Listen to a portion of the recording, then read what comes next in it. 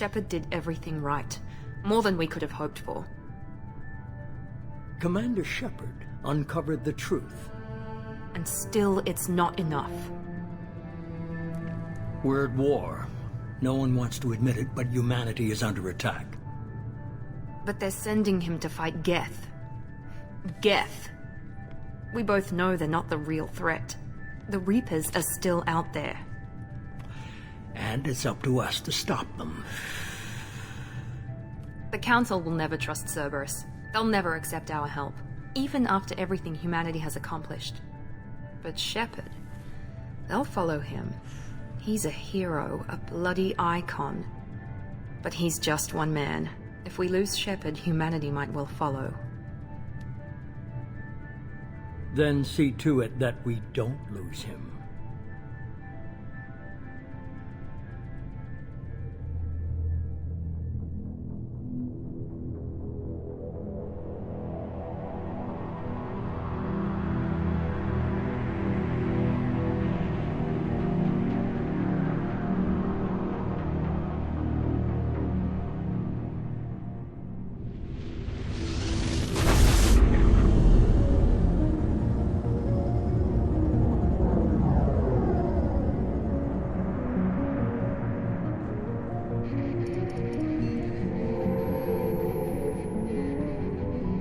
Disengaging FTL drives. Emission sinks active. Board is green. We are running silent. We're wasting our time. 4 days searching up and down this sector, and we haven't found any sign of Geth activity. 3 ships went missing here in the past month. Something happened to them. My money's on slavers. The Terminus system is crawling with them. Picking up something on the long-range scanner. Unidentified vessel. Looks like a cruiser. Doesn't match any known signatures. Cruiser is changing course. Now on intercept trajectory. Can't be. Stealth systems are engaged. There's no way a Geth ship could possibly... It's not the Geth. Brace for evasive maneuvers!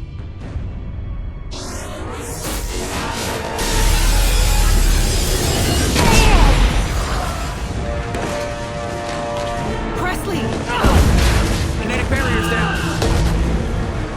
Multiple hull breaches. Weapons offline. Somebody get that fire out.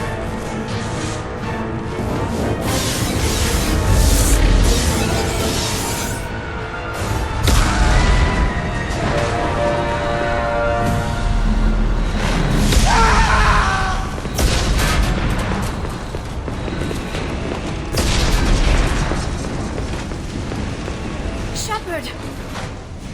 Distress beacon is ready for launch. Will the Alliance get here in time?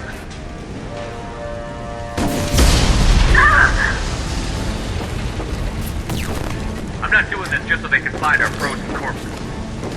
Is everyone onto the escape shuttle? Joker's still in the cockpit. He won't evacuate. I'm not leaving either.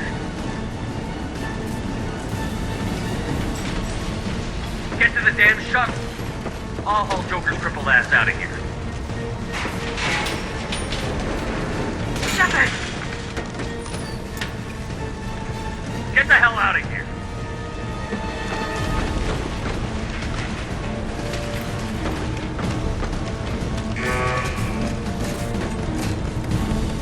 Everybody in! Go, go, go!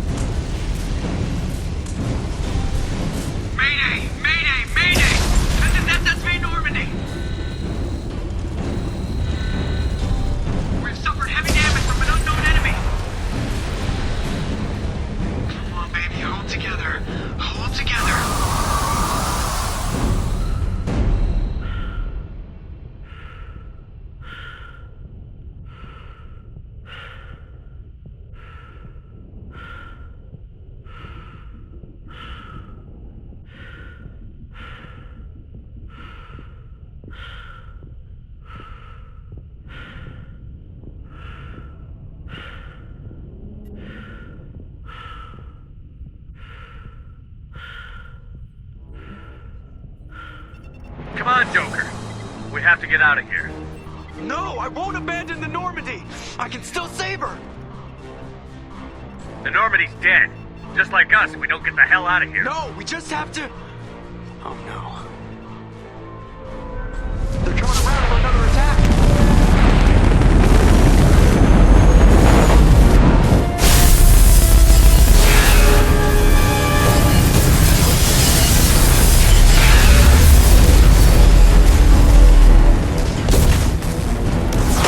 Watch the arm!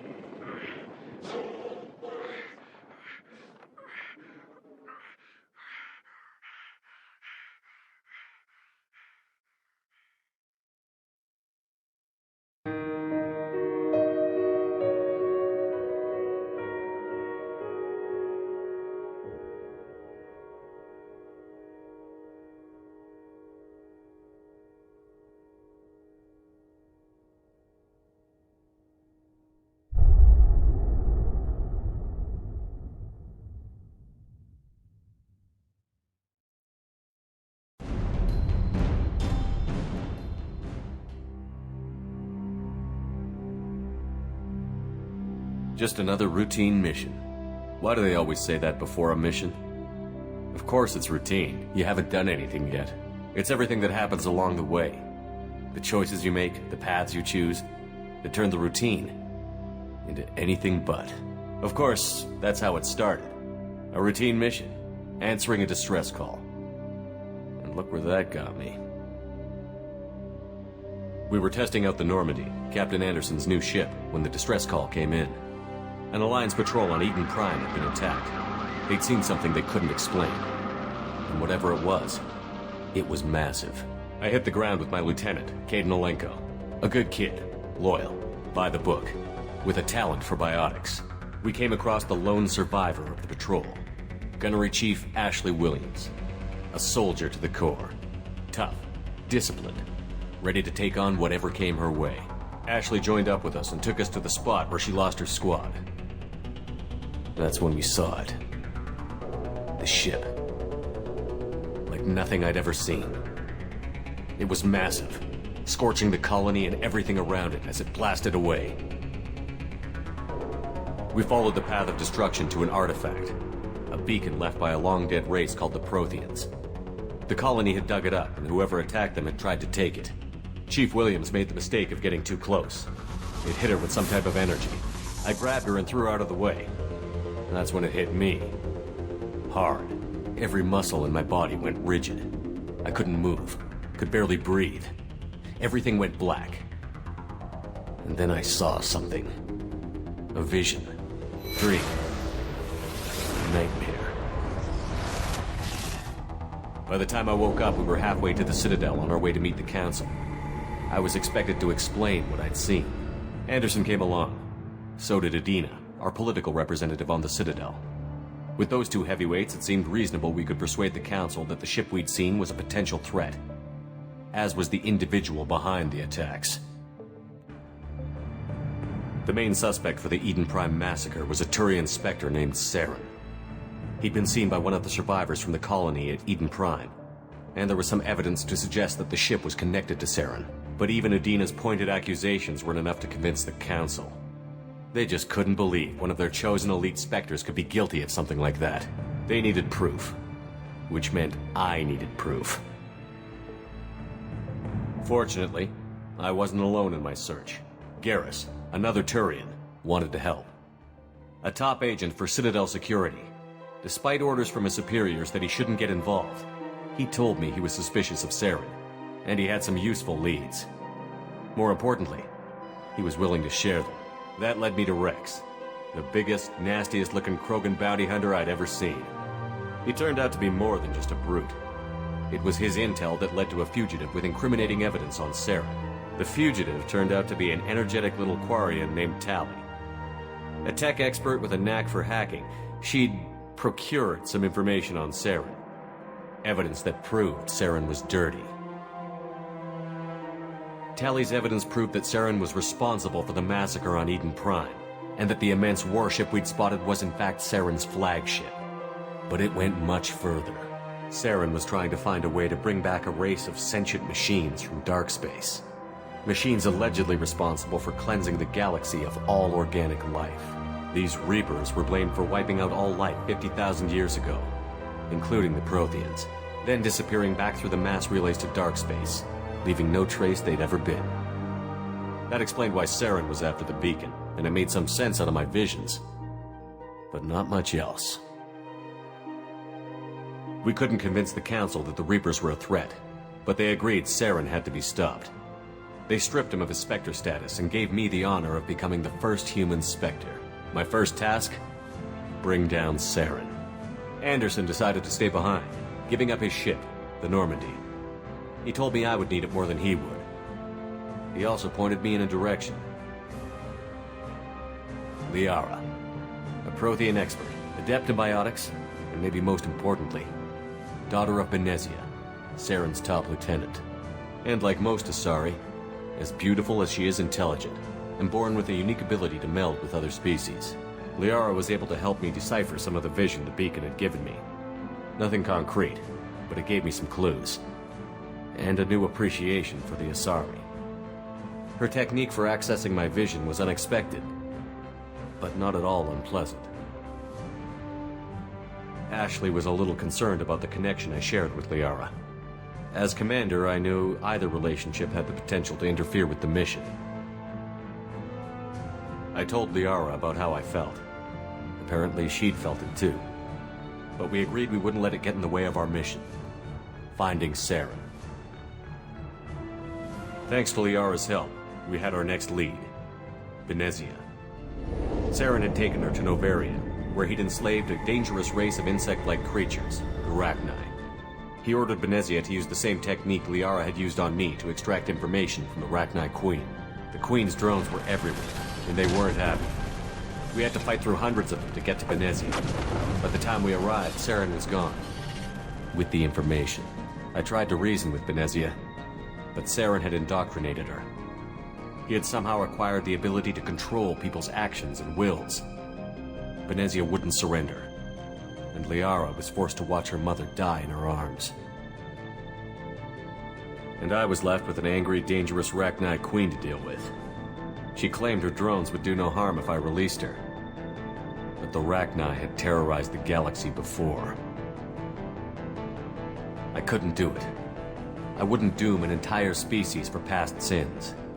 And the Queen was true to her word. She left and took her army of drones with her.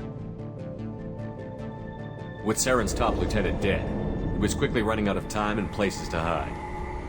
I tracked him down at his base on Vermeer, but we soon learned it was more than a base of operations. It was a breeding ground. Saren was breeding an army of Krogan. He'd found a cure for the genophage, a disease inflicted on the Krogan to prevent them from breeding and taking over the galaxy. But the Krogan Saren was breeding were slaves, mindless beasts that obeyed Saren's will. I had to destroy the base, and all its research. Rex disagreed. Violently. Rex wanted the genophage cure for his people. I tried to convince him to help me destroy it, that these Krogan weren't real. But he wouldn't back down. Fortunately, Rex is smarter than he looks. He realized this wasn't the way to help his people, and that Saren was the real threat. When we finally got to the center of the base, I realized just how close Saren was to completing his plan. He was already in communication with the Reapers. Sovereign, Saren's flagship we'd all assumed was just a ship, was a Reaper. It spoke to me. threatened me. I could feel the menace it had for every living thing. It wanted me dead. It wanted us all dead. And I knew it was capable of doing just that. What I couldn't understand was why Saren would help it. But there was no time to think about it. Sovereign knew where we were. We had to destroy the base and get the hell out. I split up my team in 2 squads, sending Ash with one and Caden with the other as a distraction. We had a nuke, and we planned to use it. Before we could detonate the bomb, Saren showed up. We fought. I stalled him to make time for my team. And in talking to him, I realized the truth. It wasn't Saren who was indoctrinating everyone. It was Sovereign. The Reaper. And Saren was in deeper than all of them. He tried to convince me he was still in control. Said he found a way to reduce the Reaper's influence, but he was kidding himself. Or believing the lies Sovereign was telling him. Before I could convince him to stop, he ran, leaving me just seconds to extract my squad mates. I tried, but I wasn't fast enough. I could only save one of them. Ash was a good friend, and a great soldier. But I had to choose, and I chose Caden. That was the last time Saren would slip away from me. I knew then, the next time we met, one of us would die. With my team mostly intact, we chased Saren and his army to Ilos, a long-lost planet that had once belonged to the Protheans. As we prepared for what we knew would be a desperate fight, I spoke to my crew. We were just one ship, against Saren's growing army. I assured them all that despite the odds, we could defeat him. But Liara saw through my words. She knew I was hurting after Ash's death. She could sense my doubts. We both knew this mission could be our last. Until that moment, we'd put our feelings aside for the sake of that mission. But why wait? We gave in to each other, and it was perfect. While it lasted. We arrived on Ilos, close behind Saren. Once on the planet, we discovered a Prothean databank that helped me put the final pieces of my vision together. The Reapers had come 50,000 years ago, and every 50,000 years before that, each time purging the galaxy of life. The Protheans had fought and died, like every species before them. But a few survived long enough to leave a parting gift. The Protheans had discovered that the Citadel was the key to controlling the mass relays.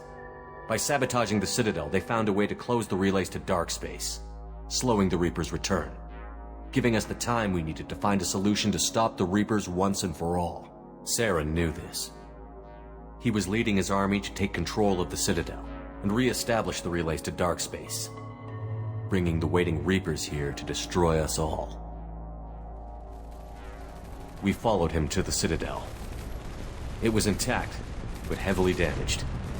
He had caught the Council fleets by surprise, and they were only now regrouping. And with Sovereign as his flagship, there was little hope the fleets could counterattack with enough strength to take back the Citadel. But Saren was done running, and I was done chasing him. As the Alliance and Citadel fleets battled Saren's army outside, I cornered the Turian bastard in the Citadel tower and confronted him. He died believing that the Reapers would save him. As I fought to regain control of the Citadel, the Council's flagship, the Destiny Ascension, fell under attack. Despite Saren's death, Sovereign and Saren's army continued to fight. The Council was aboard the Destiny Ascension, and they were requesting assistance. But I knew in order to help them, I would have to put our human Alliance fleet in jeopardy. The Council could be replaced. The fleets were needed here and now if we were going to defeat Sovereign. Even with the Citadel back in my control, Saren defeated, and the Normandy leading the combined galactic fleet, the battle against Sovereign, a single Reaper, was relentless. It took the combined fleets of humanity and the other races, but in the end, Sovereign fell. But the costs were immense. While humanity's efforts in the war earned us our first seat on the Council, it was a hollow victory. The Reapers were still out there. I knew the fight was far from over, but as the one who'd led the fight against Saren, I was given new responsibilities. The choice of humanity's first counselor was left for me to decide. On the one hand, Udina, the lifetime politician, Ruthless and ambitious, he would easily navigate the political landmines that would soon be put in front of him. The other choice? Captain Anderson, the career soldier. Tough but fair, but a friend, and someone I could trust. Both great leaders in their own right. Anderson didn't want the job, which was a sure sign he'd be perfect for it. No ambition to get in the way. The war was over. The threat had passed. In time, the Council would rebuild itself. The Citadel could be repaired. Even the pain of lost friends would fade. But none of that mattered if the Reapers were still out there. And if they were all as powerful as Sovereign, we had to find a way to stop them. I had to find a way. I gathered my crew, took my ship, and went in search of answers. Officially, the Council would only say I was assigned to cleanup duty, rooting out any remnants of Saren's army. Just another routine mission.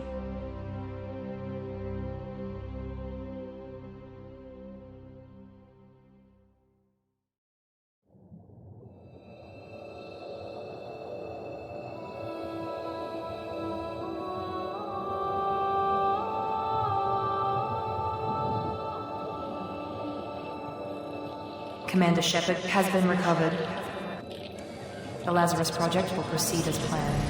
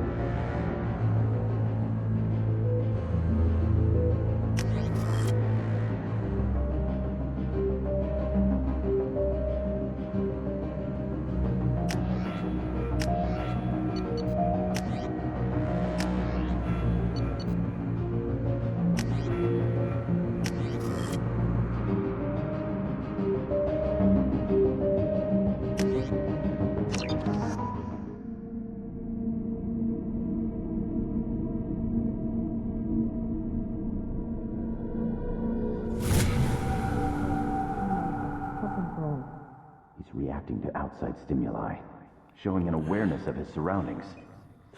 My God, Miranda, I think he's waking up. Damn it, Wilson, he's not ready yet. Give him the sedative. Shepard, don't try to move. Just lie still. Try to stay calm. Heart rate's still climbing. Brain activity is off the charts. Stats pushing into the red zone. It's not working. Another dose. Now. Heart rate dropping. Stats falling back into normal range. That was too close. We almost lost him. I told you your estimates were off. Run the numbers again.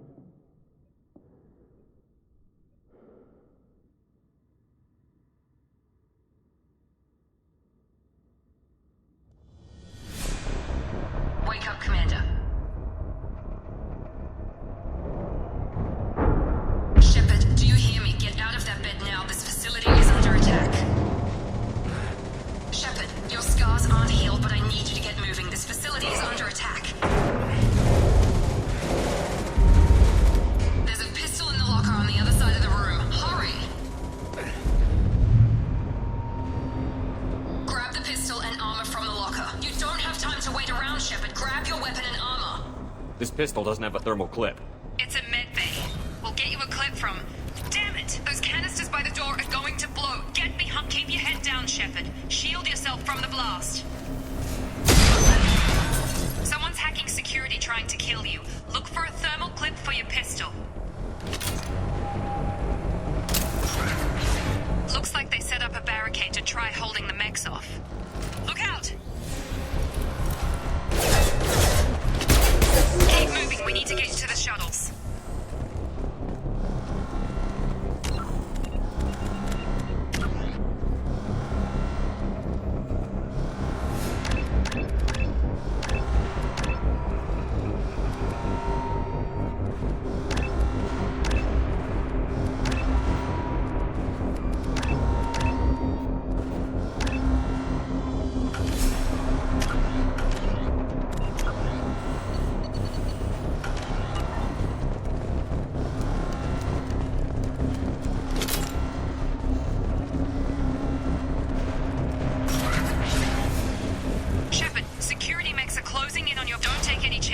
Stay in cover while you take out those mechs.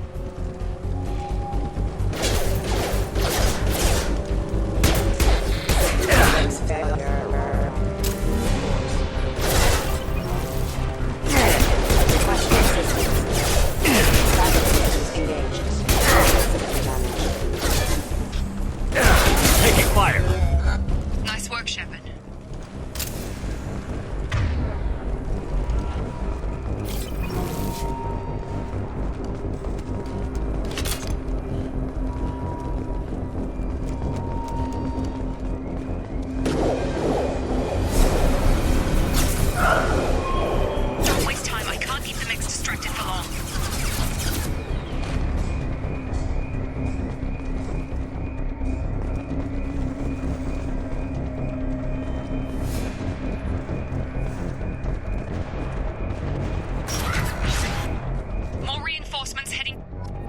Here come the mechs. Use the grenade launcher to take them in. Sensors activated. Take the elevator down one floor.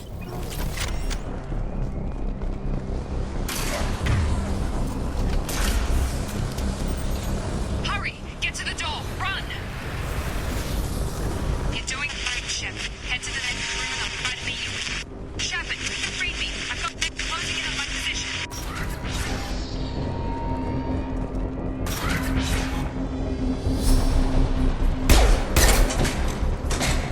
Hostile forces have engaged.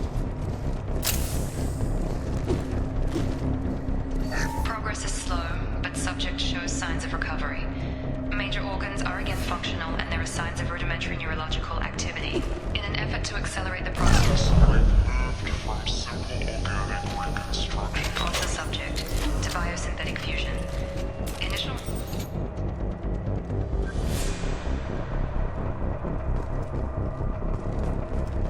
Log update.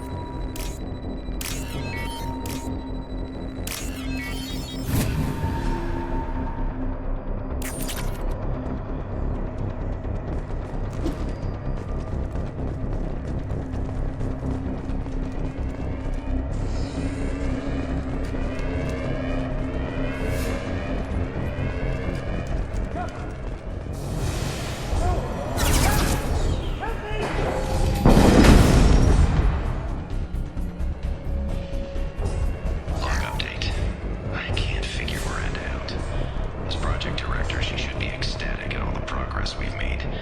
But she's still the same old Ice Queen. Maybe she's worried Shepard might become the new favorite. Or maybe she is just a pure cold-hearted bitch.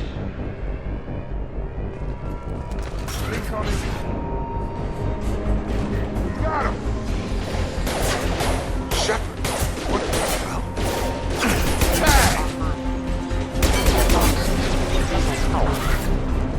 What are you doing here? I thought you were still a work in progress. Look, pal. I don't know where I am or how I got here. Plus, my head feels like an overripe melon ready to split open. How about you fill me in a little? Damn. Yeah, I forgot this is all new to you. Sorry about that. I'm Jacob Taylor.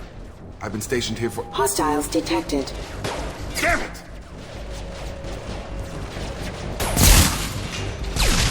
Things must be worse than I thought if Miranda's got you running around. I'll fill you in, but we better get you to the shuttle first. What's with the mechs? Security. Usually they fight for us. Somebody must have hacked them. That should be impossible, unless you've got access. We've got to get you out of here, Shepard. I know this isn't the best time, but I'm sick of stumbling around when I don't know what's going on. Fair enough. I'll give you the quick version. You and your ship were attacked and destroyed. You were killed.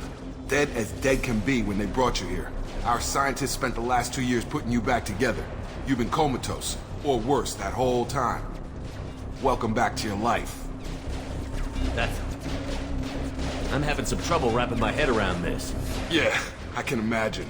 The Alliance officially declared you killed in action. The whole galaxy thinks you're dead. And if we don't get to those shuttles, they'll be right. Were there any other survivors from the Normandy?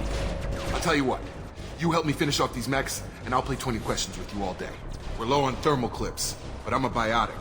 Just give the order when you want me to hit them with the good stuff.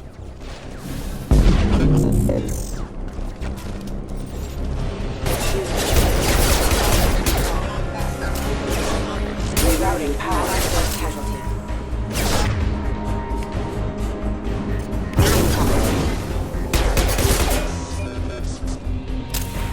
Okay. I promised I'd answer your questions. What do you want to know? You said they spent 2 years rebuilding me? How bad were my injuries? I'm no doctor, but it was bad. When I first saw you, you were nothing but meat and tubes. Anywhere else, they'd have put you in a coffin. But Project Lazarus was different. Cutting-edge technology. What do you mean? Cloning? Cybernetics? I don't know the details. You'd have to ask the scientists. But I'm pretty sure you're not a clone. They wanted to bring you back exactly as you were. You're still you. You just might have a few extra bits and pieces now. What can you tell me about the project? Were there other test subjects? Project Lazarus only had one subject. The whole point was to bring you back. Just you. Even that was a challenge. 2 years. All the top scientists. The best technology money could buy. Do you know anything about this attack? Who's behind it? What they're after? Damned if I know. I was getting ready for some shut-eye, then bam! Bunch of explosions. Next thing I know, every damn mech in the place starts shooting. At us. I'm guessing it had to be an inside job. You'd need top security access to hack all the mechs. The last thing I remember is the Normandy blowing up. Did anyone else make it? Just about everybody survived. A few servicemen from the lower decks didn't get out. Navigator Presley was killed by an explosion. But everyone else, including the non-Alliance crew, the Asari, Liara, and the Quarian, they all made it out alive. Do you know what any of them are doing now? I don't know, Commander. It's been 2 years. They've moved on. Left the Alliance. Could be anywhere. They were my team. If they knew I was alive, they'd come back. Maybe you can track them down after we get off the station. If we get off the station. What's your job here? Depends on who you ask. Technically, I'm Miranda's top lieutenant. But I'm just a soldier. I served 5 years in the Alliance before this. Now I'm in charge of the station's security. Usually a lot more dull than this. Normally I don't fire my gun unless it's target practice. When I first woke up, someone named Miranda was talking to me over the radio. We lost contact just before I ran into you. Miranda Lawson is the station's ranking officer. She led the Lazarus team. It was her job to bring you back to life, no matter what. Should have guessed she'd try to save you. She's not about to give up on you now. You said you lost contact. Could you tell what was happening? There was some gunfire and an explosion right before I lost her. She knows how to take care of herself. But I hope she's okay. What's the quickest way to those shuttles? Depends where the mechs are thickest. It's probably best if Check. Anyone on this frequency? Anybody still alive out there? Hello? Wilson, this is Jacob. I'm here with Commander Shepard. Just took out a wave of mechs over in D-Wing. Shepard's alive? How the hell? Never mind. You need to get him out of there. Get to the service tunnels and head for the network control room. Roger that, Wilson. Stay on this frequency. I think I remember a Wilson checking on me one time when I woke up. That's him. He's the chief medical tech. Answers directly to Miranda. Come on. The service tunnels are this way. Log update. The Lazarus Project is about to enter the final phase. It's taken nearly 2 years, but we did it. Commander Shepard is alive. This is the most amazing medical achievement in recorded history. Maybe now Miranda will finally show some appreciation for everything I've done.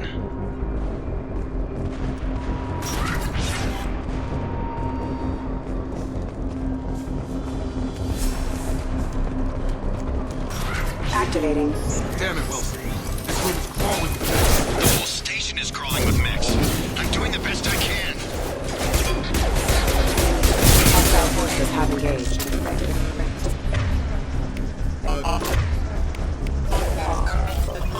Wilson, find us another route out of here. Preferably one that doesn't lead straight into an enemy squad. Just keep moving toward the control room. Don't get pinned down. I'll see what I can do. Oh, God. They found me. Help! Wilson, where are you? Server room B! Hurry! They're out of control! Shepard. Oh, God. I'm hit.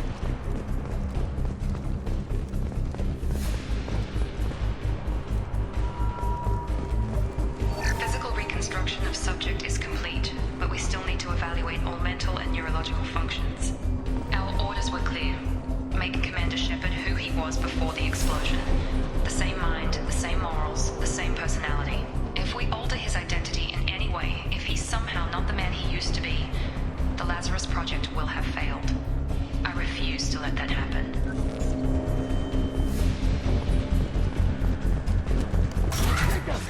Shepard! Down here! Bastards got me in the leg! You were there the first time I regained consciousness. Yeah, that was me. How about we talk about this after we fix my leg? Should be some Metagel in the first aid station on the wall. Hopefully there's enough to get him up and moving again. Grab the Metagel from the first aid station on the wall.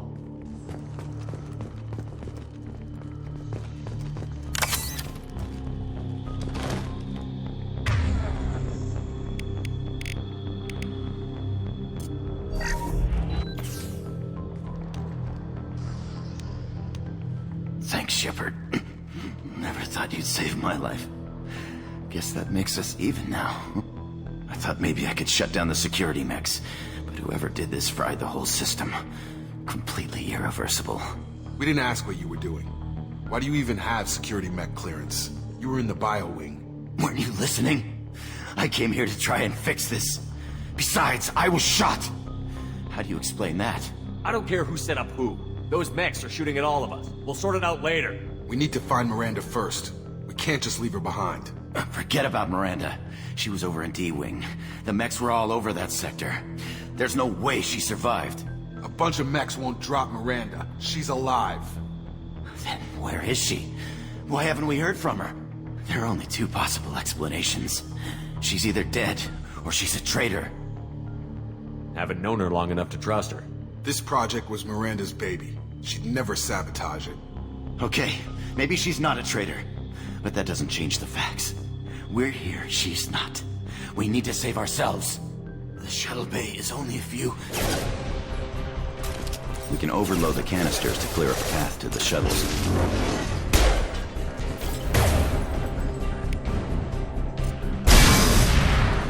That's it. Let's get out of here. Okay, we took him down. But this is getting tense. Shepard, if I tell you who we work for, will you trust me? This really isn't the time, Jacob. We won't make it if he's expecting a shot in the back. If you want to piss off the boss, it's your ass, Jacob. The Lazarus Project. The program that rebuilt you. It's funded and controlled by Cerberus. You told me you were with the Alliance. I don't like being played for a sucker. I didn't lie to you, Commander. I was with the Alliance before I joined Cerberus. The Alliance declared you dead. They gave up. Cerberus spent a fortune to bring you back. Look, I'd be suspicious too, but right now we have to work together. I thought you deserved to know what's what. Once we're off the station, I'll take you to the elusive man. He'll explain everything. I promise. You must have some reason for bringing me back. Tell me what's going on. All gotta come from the boss, Shepard. As soon as we're safe. We're almost at the shuttle.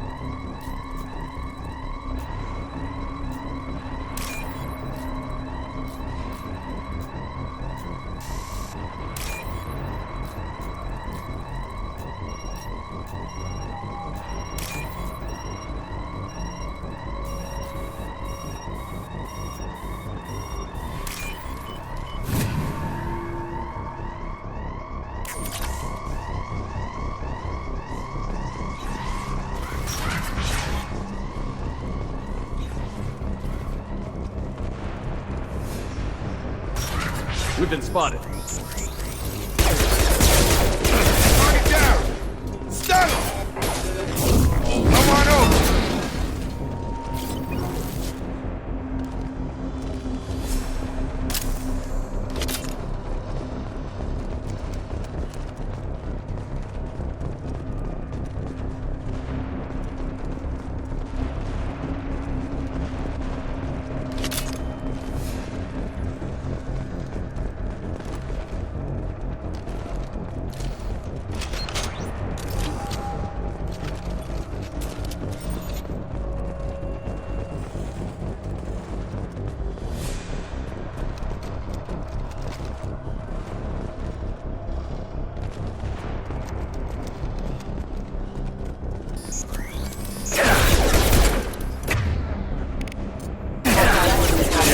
Initiated.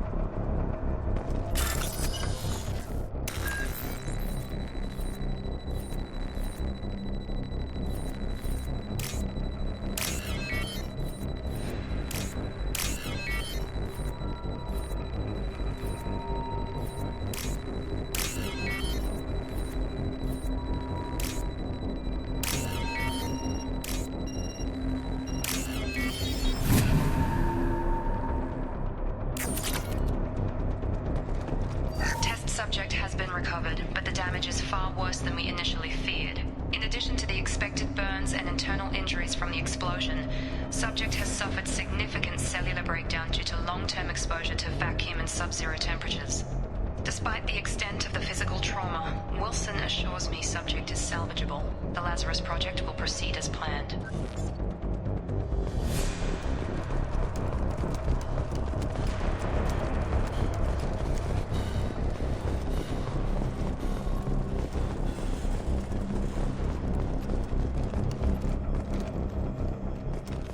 Come on, through here.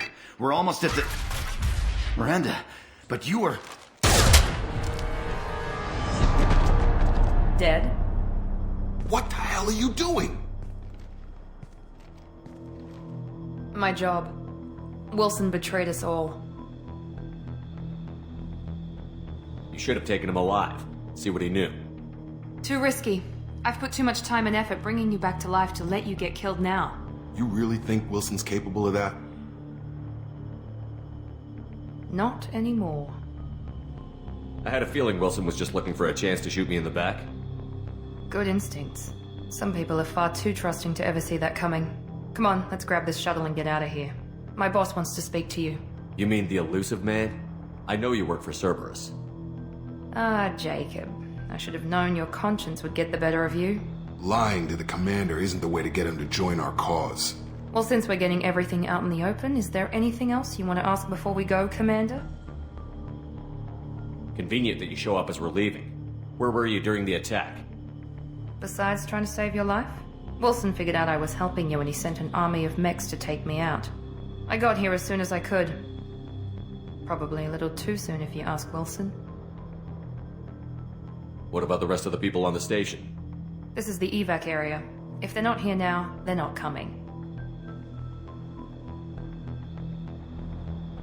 We can't leave without knowing for sure. We need to go back and look. Don't you get it? The only one worth saving is you. Everyone else is expendable. She's right. We all knew the risks when we signed up. Without you, there's no point to any of this. Where are we going? Another Cerberus facility. The elusive man is waiting for you there. I'm not sure I trust you. This is the only shuttle off the station. You want to stay and rot with the mechs? Be my guest. You're the Lazarus Project's director, aren't you? That's right. I put 2 years of my life into this project. Into you. What does Cerberus want from me? Maybe you should ask the elusive man when you meet him. He poured virtually unlimited resources into Lazarus. Obviously, he has some kind of plan for you. I've had enough of this station to last a lifetime. Or 2, in your case. Come on.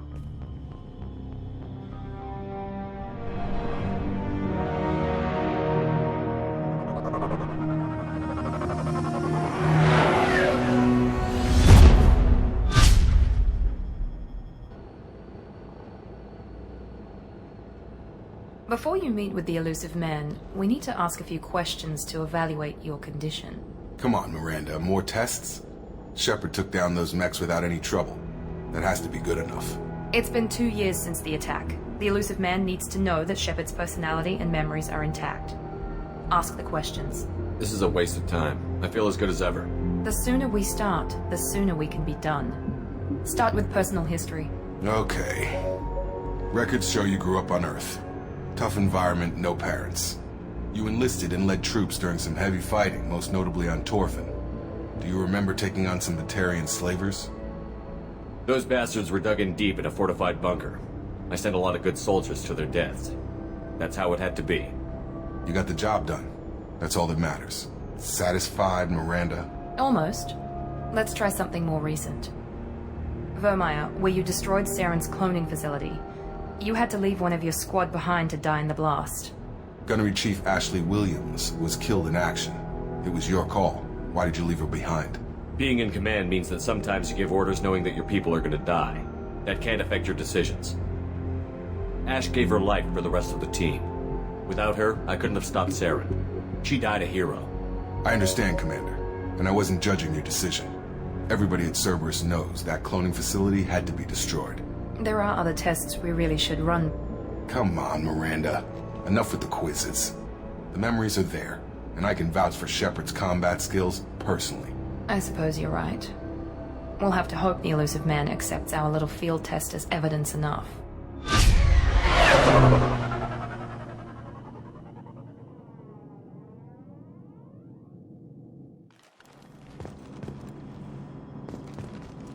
The elusive man is waiting for you in the other room.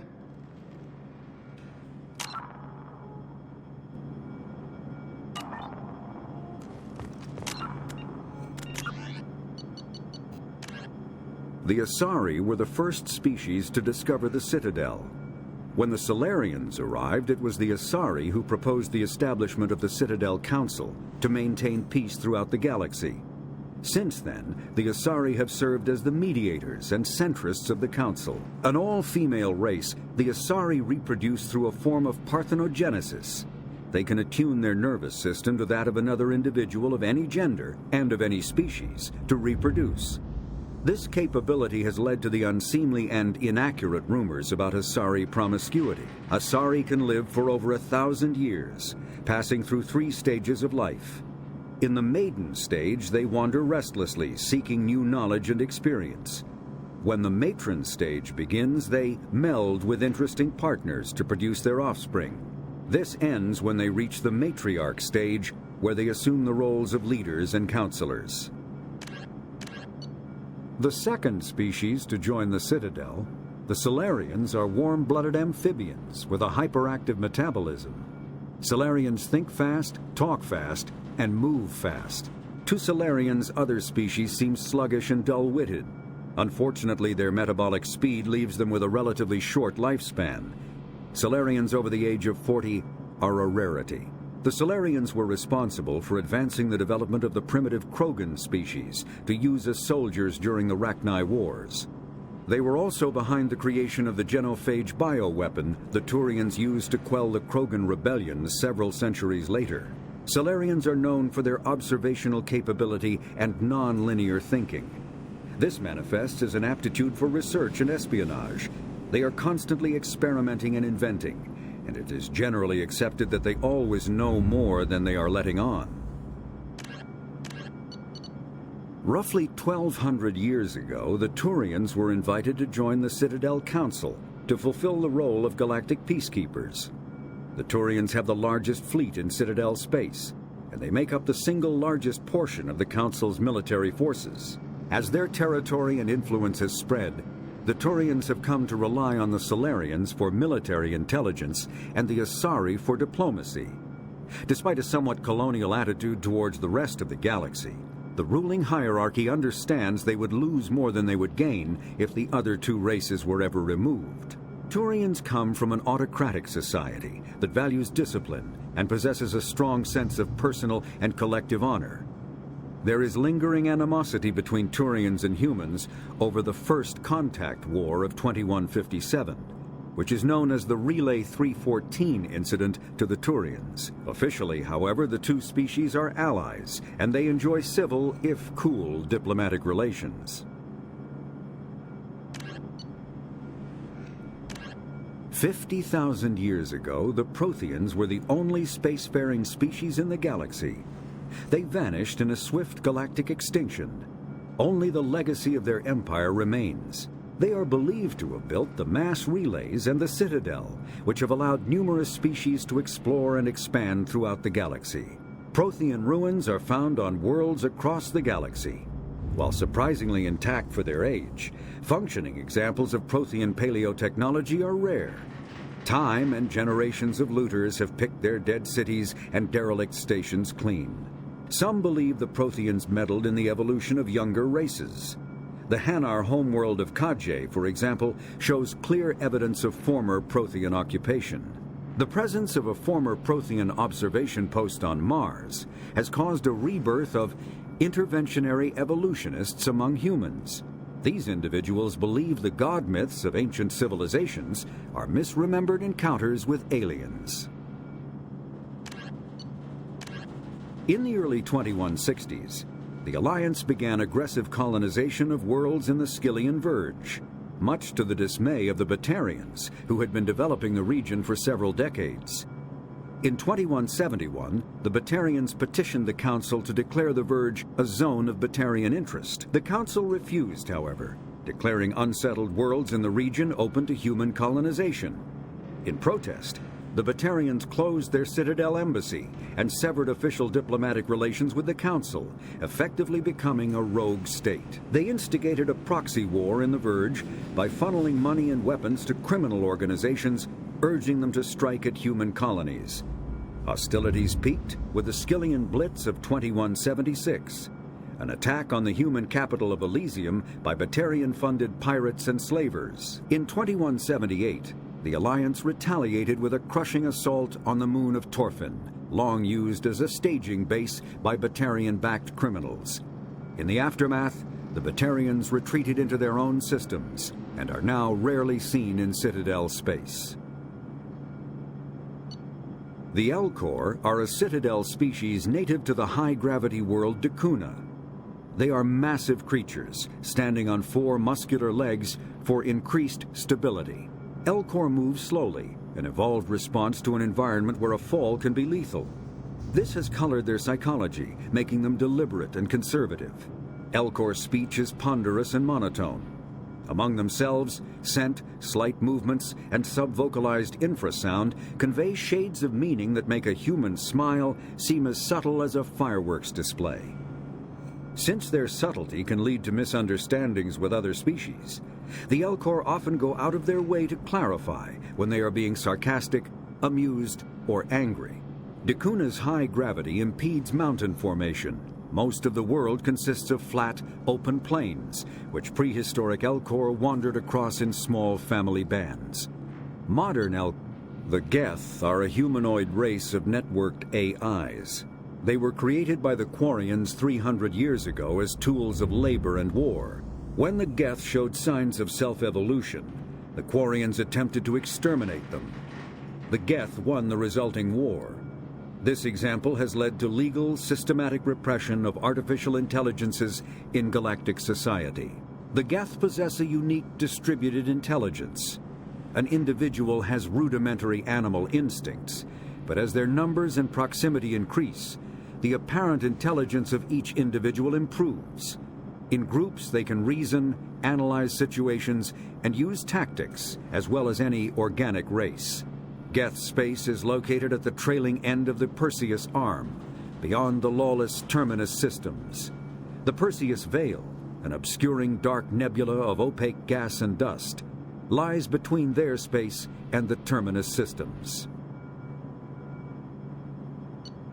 The Hanar are a Citadel species known for excessive politeness. They speak with scrupulous precision and take offense at improper language.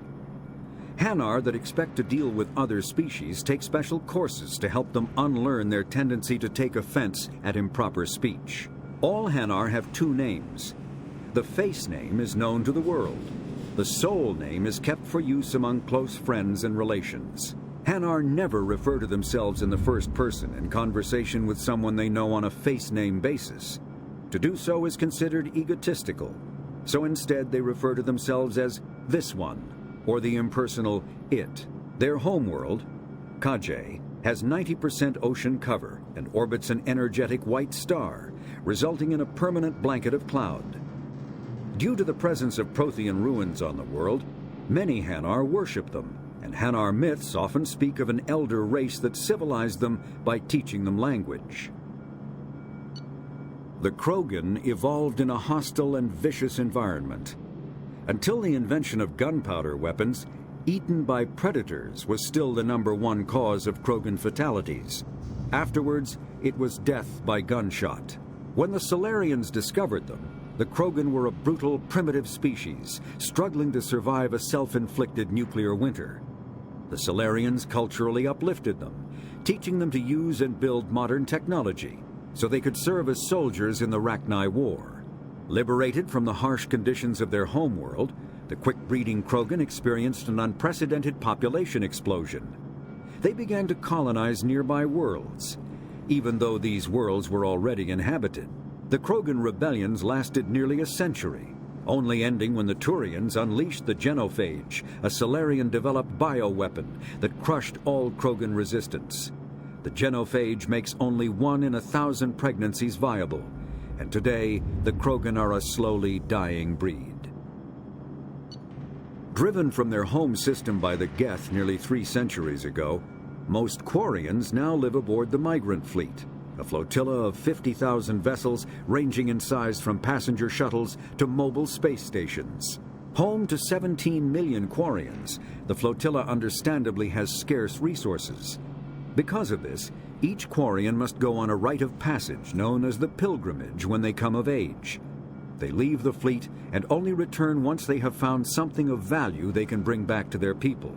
Other species tend to look down on the Quarians for creating the Geth and for the negative impact their fleet has when it enters a system.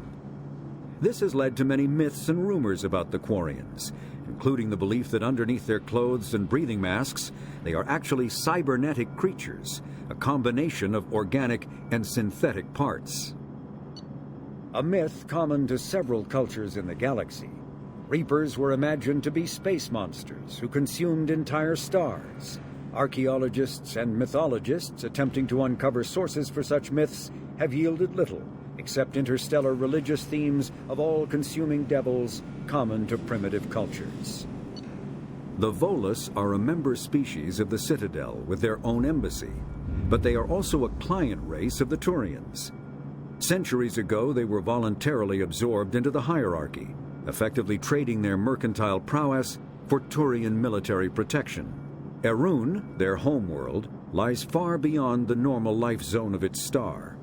However, the world has a high-pressure greenhouse atmosphere that traps enough heat to support an ammonia-based biochemistry.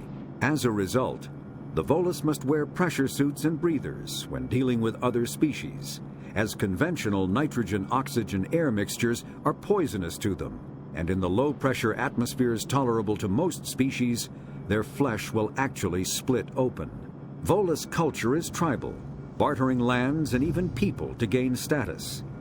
This culture of exchange inclines them to economic pursuits. It was the Volus who authored the Unified Banking Act, and they continue to monitor and balance the Citadel economy. Biotics is the ability of rare individuals to manipulate dark energy and create mass effect fields through the use of electrical impulses from the brain. Intense training and surgically implanted amplifiers are necessary for a biotic to produce mass effect fields powerful enough for practical use. The relative strength of biotic abilities varies greatly among species and with each individual. There are 3 branches of biotics.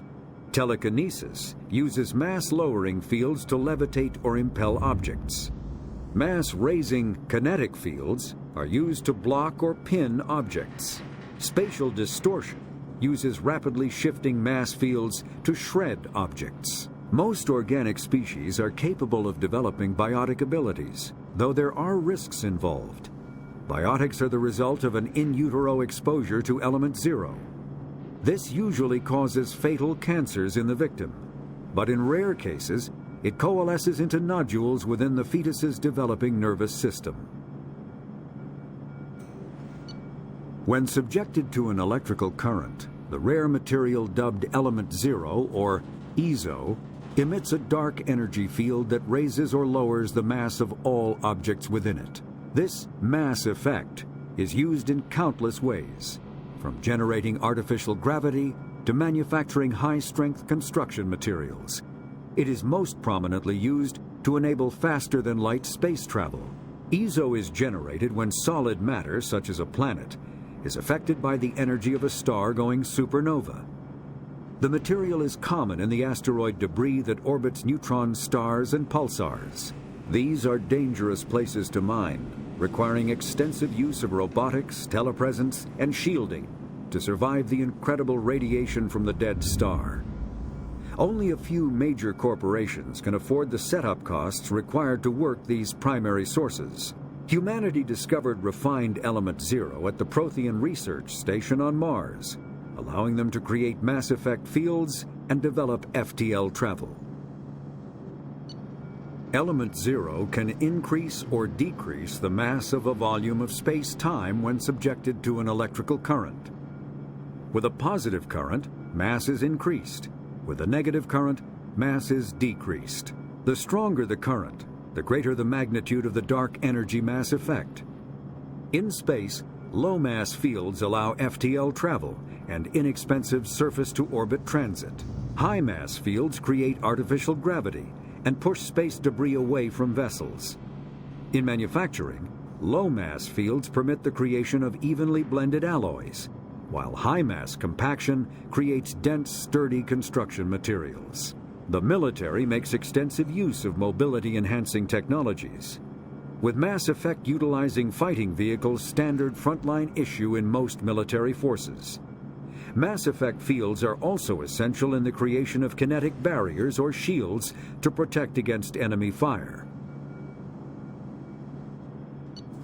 Mass relays are feats of Prothean engineering advanced far beyond the technology of any living species. They are enormous structures scattered throughout the stars, and can create corridors of virtually mass-free space, allowing instantaneous transit between locations separated by years or even centuries of travel using conventional FTL drives. Primary mass relays can propel ships thousands of light years, often from one spiral arm of the galaxy to another. However, they have fixed one-to-one connections. A primary relay connects to one other primary relay and nowhere else. Secondary relays can only propel ships across a few hundred light years. However, they are omnidirectional. A secondary relay can send a ship to any other relay within its limited range. There are many dormant primary relays whose corresponding twins have not yet been located. These are left inactive until their partner is charted, as established civilizations are unwilling to blindly open a passage that might connect them to a hostile species. Omni-tools are handheld devices that combine a computer microframe, sensor analysis pack, and manufacturing fabricator. Versatile and reliable, an Omni-tool can be used to analyze and adjust the functionality of most standard equipment, including weapons and armor, from a distance. The fabrication module can rapidly assemble small three-dimensional objects from common reusable industrial plastics, ceramics, and light alloys. This allows for field repairs and modifications to most standard items, as well as the reuse of salvaged equipment. Omni-tools are standard issue for soldiers and first-in colonists.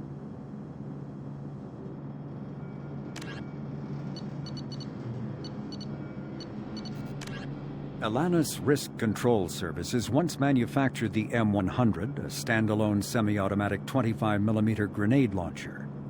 Considered obsolete by modern grenade launcher standards, thugs across the galaxy built their own after its design specifications were leaked to the extranet. The M100 firing system lacks electronically set fuses that most modern grenades possess, putting it at a disadvantage compared to smart grenade systems. M100 proponents counter that the weapon has a 50-year track record in reliably accepting kludge ammo, processed via Omni-tool, so that a soldier who depletes his rounds can still reload.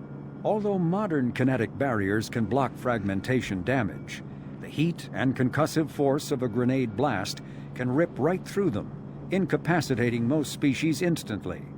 The M100 may be a dinosaur, but it can still kill with the best of them. Medigel is a common medicinal salve used by paramedics, EMTs, and military personnel. It combines several useful applications: a local anesthetic, disinfectant, and clotting agent all in one. Once applied, the gel is designed to grip tight to flesh until subjected to a frequency of ultrasound. It is sealable against liquids, most notably blood, as well as contaminants and gases. The gel is a genetically engineered bioplasm created by the CERTA Foundation, a medical technology megacorp based on Earth. Technically, Medigel violates Council laws against genetic engineering, but to date, it has proved far too useful to ban. Over the last 2 years, firearms have undergone a major enhancement to manage their waste heat. When the Systems Alliance analyzed detailed battle telemetry, they found that the Geth were able to keep up a more sustained rate of fire, giving them a significant advantage over Alliance Marines. So the Alliance retrofitted every weapon in service, making a full conversion to the thermal clip system. Thermal clips hold disposable universal heat sinks. Instead of waiting for an overheated weapon to cool down, the combatant simply ejects the spent heat sink, and the clip feeds in a new one. This allows for a greater sustained rate of fire and more numerous impacts on targets downrange. Armorers are hurriedly adapting to this increased lethality with new defensive technology, like self-sustaining barrier amps, hardened shield generators, and mass field integrated armor.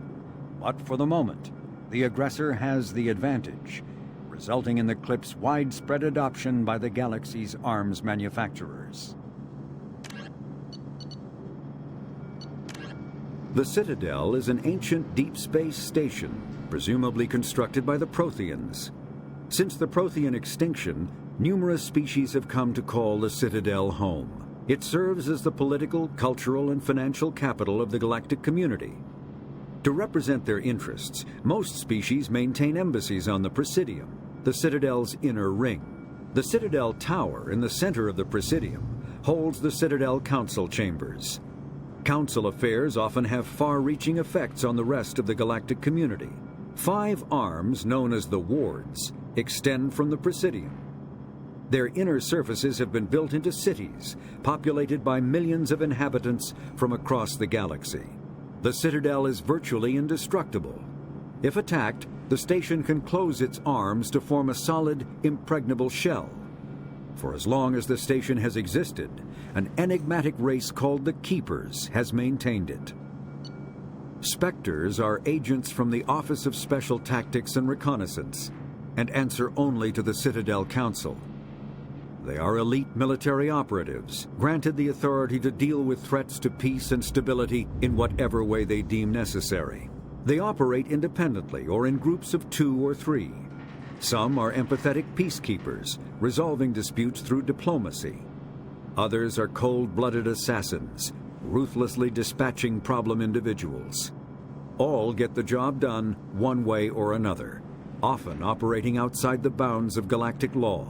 The Spectres were founded after the Solarians joined the Council. For many years they operated in secrecy as backroom problem solvers. Only after the Krogan rebellions did their activities become publicized. Assignment of a Spectre is less contentious than a military deployment, but makes it clear that the Council is concerned about a situation. Immediately following the First Contact War, an anonymous extranet manifesto warned that an alien attempt at human genocide was inevitable. The manifesto called for an army, a Cerberus, to guard against invasion through the Charon Relay. Derided as survivalist rhetoric written by an elusive man, the manifesto and its anonymous author soon fell off the media radar. But in 2165, terrorists stole antimatter from the SSV Geneva. The sole figure arrested named his sponsor Cerberus. Throughout the 2160s and 2170s, alleged Cerberus agents assassinated politicians, sabotaged starships bearing Ezo, and conducted nightmarish experiments on aliens and humans. Denounced as human supremacist, Cerberus calls itself human survivalist. Counter-terror experts speculate Cerberus may have changed leadership with its recent shift to stockpiling ships, agents, and weapons. Whether he, she, or they, the elusive man hides his finances hidden behind shell companies. Few doubt he will kill anyone attempting to expose him. The Systems Alliance space vehicle Normandy is a prototype starship created as a joint human and Turian venture. A frigate optimized for reconnaissance missions, the vessel uses state-of-the-art stealth technology. Most ships generate tremendous heat that is easily detectable against the absolute zero background of space. The Normandy, however, temporarily sinks this heat within its hull. Because of exterior hull refrigeration, the ship can travel undetected for hours, or drift passively for days of covert observation. That heat sinking carries the risk of cooking the crew alive if the stored heat is not eventually radiated. Also contributing to stealth is the Normandy's revolutionary Tantalus drive, a Mass Effect core double the standard size. The Tantalus generates mass concentrations that the Normandy falls into, allowing it to move without the use of heat-emitting thrusters.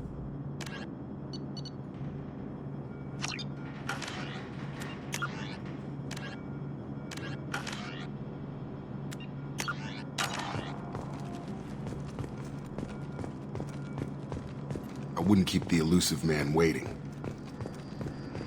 The elusive man is waiting for you in the other room.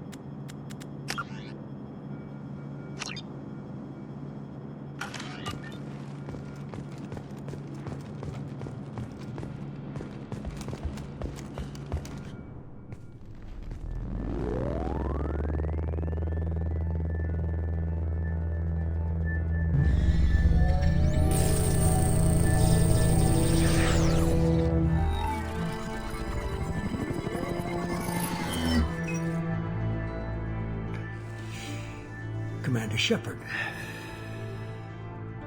Elusive man. I thought we'd be meeting face to face. A necessary precaution. Not unusual for people who know what you and I know. From what I hear, I cost you a fortune. Why'd you do it? For the defense and preservation of humanity. I didn't spend 2 years and billions of credits bringing you back to serve as a common soldier. But humanity is up against the greatest threat of our brief existence. The Reapers. Good to see your memory's still intact. How are you feeling? I noticed a few upgrades. I hope you didn't replace anything really important. We tried to keep you as intact as possible. We need Shepard, just as you were when you defeated Sovereign. What are the Reapers doing that made you decide to bring me back? We're at war. No one wants to admit it, but humanity is under attack. While you've been sleeping, entire colonies have been disappearing. Human colonies. We believe it's someone working for the Reapers, just as Saren and Negeth aided Sovereign. You've seen it yourself. You bested all of them. That's just one reason we chose you. Fighting a war doesn't seem like Cerberus. Why are you involved? We're committed to the advancement and preservation of humanity. If the Reapers are targeting us, trying to wipe us out, Cerberus will stop them. If we wait for politicians or the Alliance to act, no more human colonies will be left. Sovereign was trying to harvest all life in the galaxy. Why would the Reapers target a few human colonies? Hundreds of thousands of colonists have vanished. I'd say that fits the definition of harvesting. Nobody's paying attention because it's random, and the attacks occur in remote locations. I don't know why they've suddenly targeted humanity. Maybe you got their attention when you killed one of them. Fighting a war doesn't seem like Cerberus. Why are you involved? We're committed to the advancement and preservation of humanity. If the Reapers are targeting us, trying to wipe us out, Cerberus will stop them. If we wait for politicians or the Alliance to act, no more human colonies will be left. You could have trained an entire army for what you spent to bring me back. You're unique, not just in ability or what you've experienced, but in what you represent. You stood for humanity at a key moment. You're more than a soldier. You're a symbol. And I don't know if the Reapers understand fear, but you killed one. They have to respect that. If this is a threat against humanity, you need to mobilize the Alliance. The Alliance is overwhelmed by the responsibility you gave them. They're too busy building relations to put resources into verifying the Reaper threat. Blaming the abductions on mercs and pirates is easier and more convenient. Sovereign was trying to harvest all life in the galaxy. Why would the Reapers target a few human colonies? Hundreds of thousands of colonists have vanished. I'd say that fits the definition of harvesting. Nobody's paying attention because it's random, and the attacks occur in remote locations. I don't know why they've suddenly targeted humanity. Maybe you got their attention when you killed one of them. If you're after the Reapers, just point me in the right direction. Miranda was worried you'd be resistant. She's not usually wrong. I have a shuttle ready to take you to Freedom's Progress, the latest colony to be abducted. Miranda and Jacob will brief you. Miranda killed Wilson in cold blood. Jacob's just a gun for hire. You expect me to trust them? Wilson was one of my best agents, but he was a traitor. Miranda did exactly what I expected of her, and she saved your life in more ways than one. Jacob's a soldier, one of the best. He's never fully trusted me, but he's always been honest about it. You'll be just fine with them. For now. I'll get what you're looking for and be back before you know it. Good to hear it. Find any clues you can. Who's abducting the colonies? Do they have any connection to the Reapers? I brought you back. It's up to you to do the rest.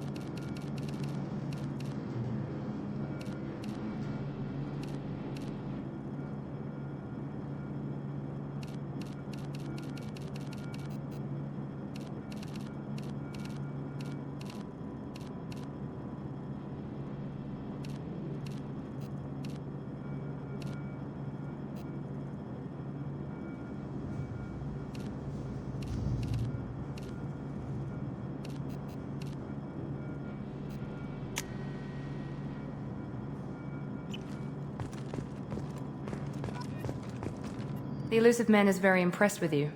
I'm eager to see if you can live up to his expectations on this mission. I can't have anyone disobeying my commands when we get there. I know who I report to. As long as you don't do anything to betray Cerberus, I'll follow your orders. What's the matter, Lawson? Worried you're not his favorite anymore? I've proven my value to the elusive man. Let's hope you're able to do the same. Are you naturally this bitchy, or is it just me? I have the utmost respect for your abilities, Shepard. It's your motivations that concern me. I believe in what Cerberus stands for. Only time will tell if you prove to be an asset or a liability to our cause. What can you tell me about this colony we're going to? Freedom's Progress? It's a typical human settlement in the Terminus systems. They had a small military force for protection supplemented by mechs and security drones. Average in almost every way, really. Completely unremarkable. Until the disappearance. Any thoughts on what we might run into there? A lot of empty buildings and one giant mystery. I'd like to know more about the Lazarus Project from the person in charge.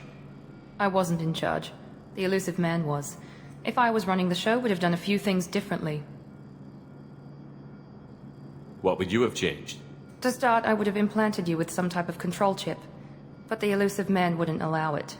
He was afraid it might affect your personality, alter your character somehow. He wouldn't let us do anything that might limit your potential in any way. Can't say I like the idea of being brought back to life with a control chip in my brain. The elusive man is taking an incredible risk with you. I just hope his gamble pays off. Tell me a little about yourself. Worried about my qualifications? I can crush a mech with my biotics or shoot its head off at 100 yards. Take your pick. Did you and Jacob serve together in the Alliance? No. The elusive man recognized my potential and recruited me at a young age. How old were you? Old enough to know this is what I wanted.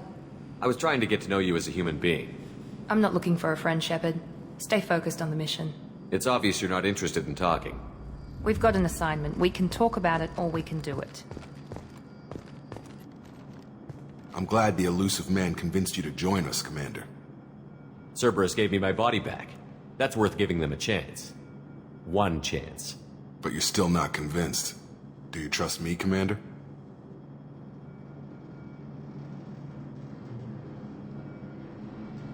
You're part of Cerberus. I'll be keeping an eye on you, too. Fair enough. I can't expect you to trust me just because I ask you. I'll just have to earn that trust. Do you know anything about this colony we're going to? It's called Freedom's Progress. Don't know much else. I guess we'll find out when we get there. You said you served in the Alliance? 5 years in total. Stationed all over the galaxy. Even spent a couple of years as a Corsair. I've never heard of the Corsairs. It was an Alliance initiative. They hired independent starship captains and used them for missions that fell outside official Alliance jurisdiction. Technically, we weren't part of the Alliance. If we ever got caught, they could disavow any knowledge of us. We were supposed to be free from restrictions and rules, but there was still enough red tape to sink a cruiser. I finally just gave up. Why did you join Cerberus? I guess I just got tired of never making a difference. So much of what we did in the Alliance seemed pointless. I thought things would change after the attack on the Citadel. The old council was dead, and humanity took control of the new one. But nothing changed. Politics, bureaucracy, same bullshit, different leaders. Cerberus is different. When colonies go missing, we don't commission a team to write a report to figure out what the hell to do about it. We just go and find out. That's all for now. Yes, sir.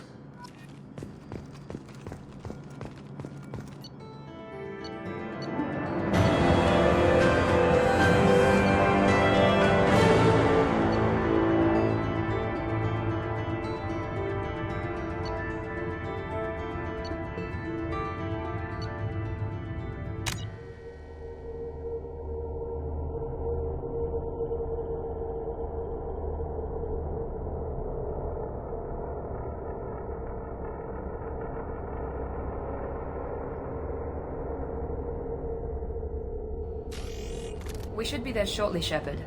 The elusive man put us under your command. Do you have any orders? What did you find at the other colonies? Nothing. No signs of attack, no corpses, not even a trace of unusual genetic material to give us a clue. They just disappear. And we've got no target to go after. Are you sure you'll be comfortable following my orders? We didn't bring you back from the dead just to second guess you, Commander. If the elusive man says you're in charge, you're in charge. What makes you think this investigation will turn up anything new? At other colonies, official investigators got there first. Sometimes looters or salvage teams as well. We're hoping to be the first ones there this time. Maybe find clues before somebody else disturbs the scene. We're gonna find out who did this and take him down. Nothing gets in our way. Am I clear? Perfectly, Commander. Good to have you here, Shepard.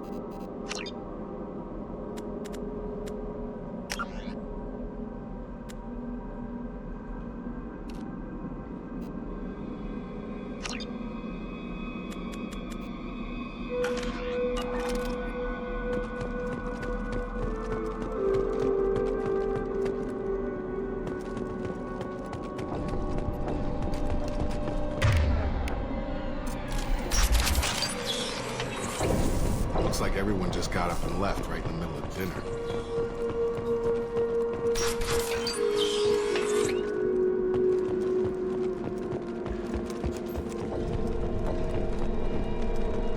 Strange.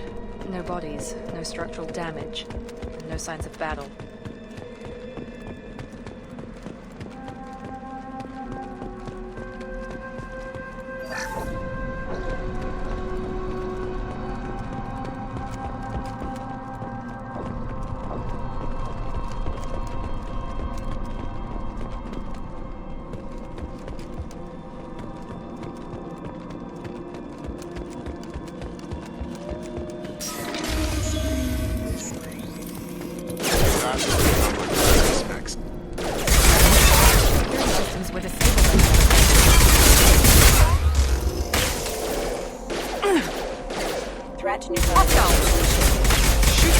Take out your shield.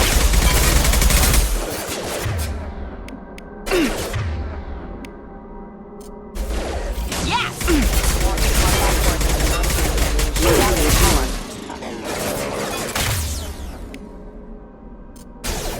Come on over!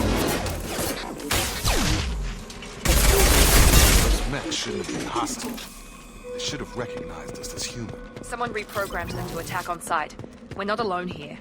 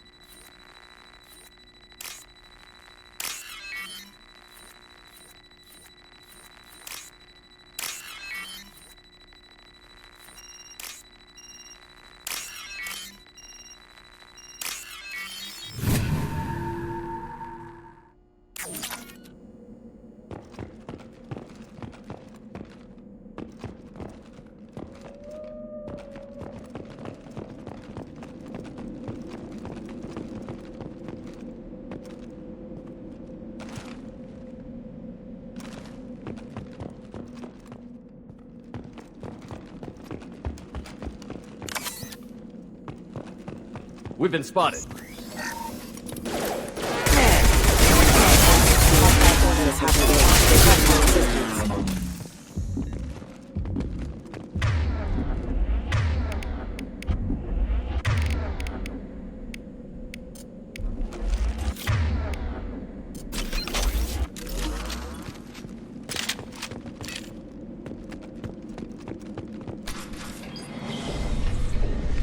Stop right there! Praza, you said you'd let me handle this. Wait, Shepard? I'm not taking any chances with Cerberus operatives. Put those weapons down! Shepard? Is that... you're alive? Remember when I gave you that Geth data tally? Did it help you complete your pilgrimage? Yes, it did. Praza, weapons down. This is definitely Commander Shepard. Why is your old commander working for Cerberus? I don't know. Maybe we should ask. I know Cerberus has a bad past, but they're the only group investigating these missing colonies. The Council turned its back on humanity. I haven't. Tali, you aren't seriously considering trusting Cerberus? No, I'm trusting Shepard. And besides, we could use the help. One of our people was here on pilgrimage. His name was Vitor. We came to find him. Everyone else is dead. What makes you think Vitor survived? We saw him when we landed. You saw him? Then why isn't he with you already? Vitor was injured, and he was always, nervous. She means that he was unstable. Combine that with damage to his suit CO2 scrubbers and an infection from an open-air exposure, and he's likely delirious. When he saw us landing, he hid in a warehouse on the far side of town. We suspect he also programmed the mechs to attack anything that moved. You should head back to your ship, Tali. We'll let you know when we find Vitor. Like hell. I'm not letting Cerberus take over. Neither am I, Praza. There are too many drones out there. You'll need 2 teams to get past them. And it would be a gesture of goodwill for my people. Head for the warehouse through the center of the colony. We'll circle around the far side and draw off some of the drones to clear you a path. Your people really don't like Cerberus. What did I miss?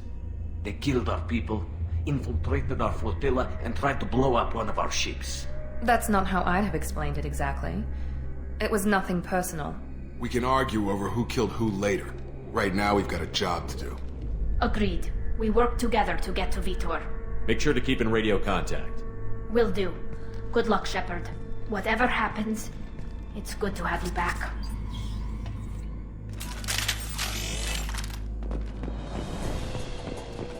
Be careful, Shepard. There's a squad of security drones up ahead. Thanks for the warning. We'll take care of it. They've seen us.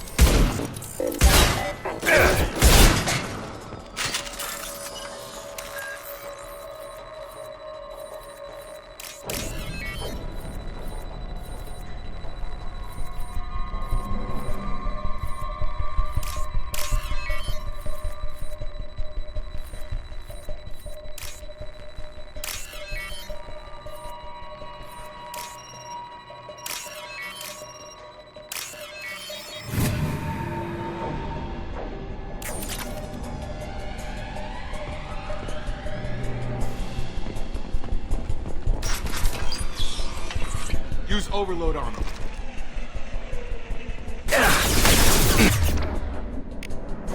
Impressive! There we go! Oh.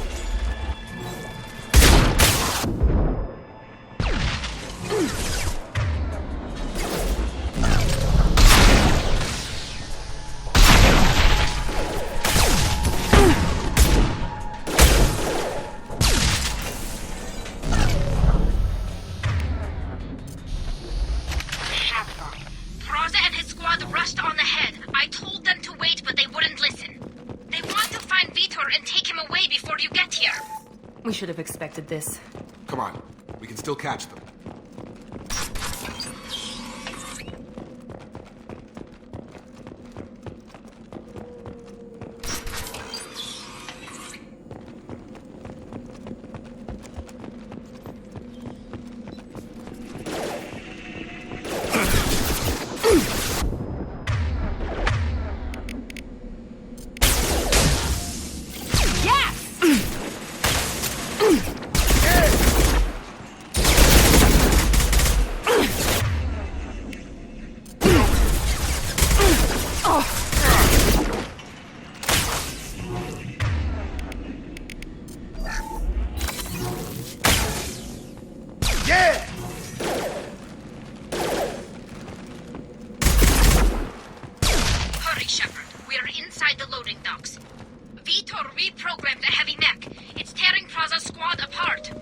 They did want to get to Vitor first. Get your squad into cover and I'll open the loading bay doors.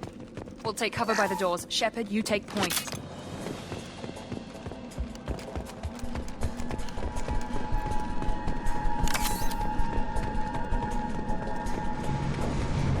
Take point, Shepard. We'll cover the door. Right!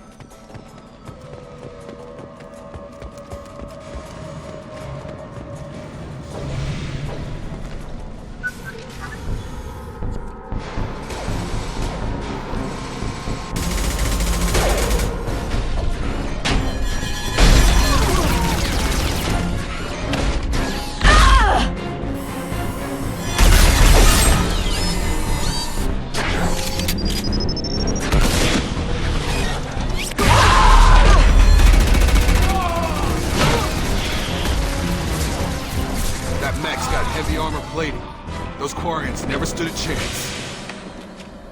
This is gonna be one tough son of a bitch to take down. Overload.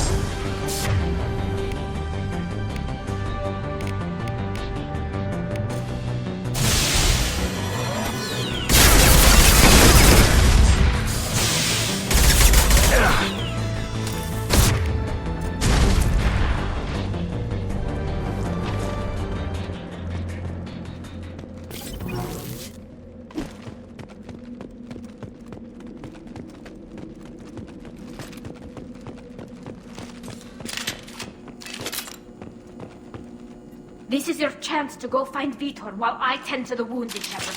He's probably somewhere in the back of the loading bay.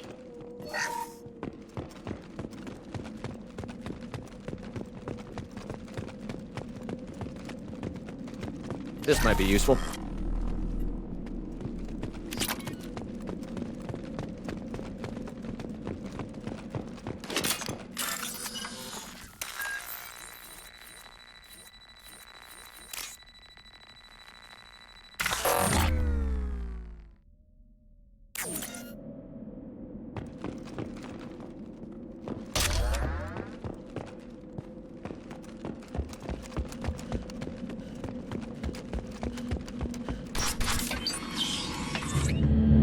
Monsters coming back.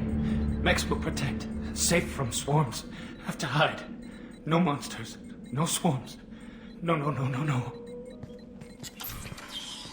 Vitor? No Vitor. Not here. Swarms can't find. Monsters coming. Have to hide. Hey, I'm talking to you. Great. We come all this way and our only witness is a babbling idiot. Swarms coming. Storm coming. Storm of swarms.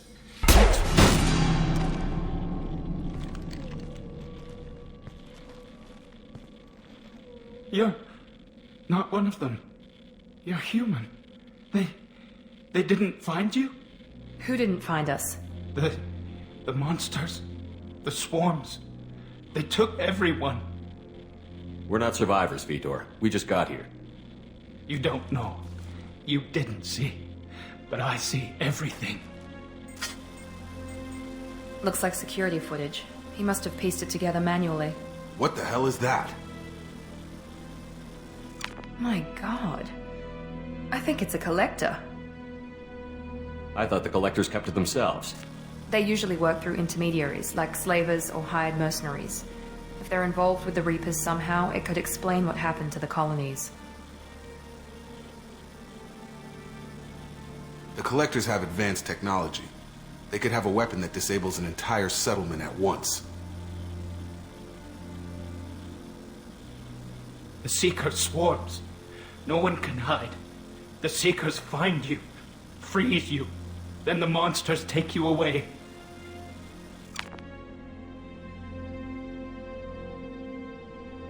Why didn't the collectors take you? Swarms didn't find me. Monsters didn't know I was here. The collectors aren't known for being careless. Maybe his enviro suit kept him from showing up on their sensors. Or they were using technology specifically designed to detect humans. Only human colonies have been hit. Tell me more about these swarms. It's how they find you. Seeker clouds, machines like tiny insects. They go everywhere.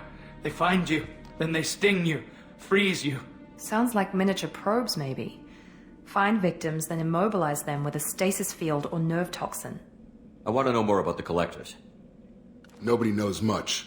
They're so rare, a lot of people don't even believe they exist. More importantly, why are they abducting human colonists? What are they after? Maybe the elusive man can figure it out. What happened next? The monsters took the people onto the ship, and then they left. The ship flew away. But they'll be back for me. No one escapes. I think that's probably all we're getting out of him, Commander. We finally find a witness, and he's so off his nut he can't even tell us what he saw. I studied them. The monsters. The swarms. I recorded them with my Omni tool. Lots of readings. Electromagnetic. Dark energy. We need to get this data to the elusive man. Grab the Quarian and call the shuttle to come pick us up. What? Vitor is injured. He needs treatment, not an interrogation. We won't hurt him. We just need to see if he knows anything else. He'll be returned unharmed. Your people tried to betray us once already. If we give him to you, we'll never get the intel we need. Praza was an idiot, and he and his men paid for it. You're welcome to take Vitor's Omnitool data, but please, just let me take him. You don't have to take Vitor and go. We could work together, just like old times.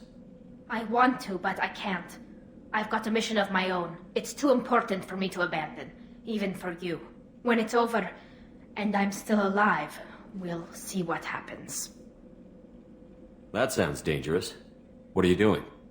I don't think Cerberus needs to hear about it, but it's in Geth space. That should tell you how important it is. He's traumatized and he needs medical care. Tally will give us the Omnitool data and take him to the flotilla. Understood, Commander. Thank you, Shepard. I'm glad you're still the one giving the orders. Good luck out there. If I find anything that can help you, I'll let you know. We're ready for pickup.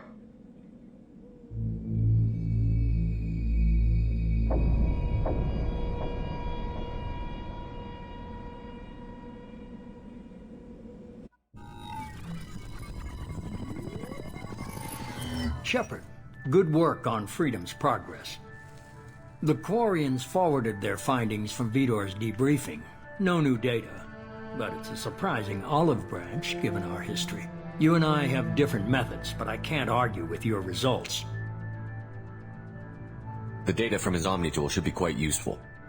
We're still analyzing it. But more importantly, you confirm the collectors are behind the abductions. Tell me what you know about these collectors.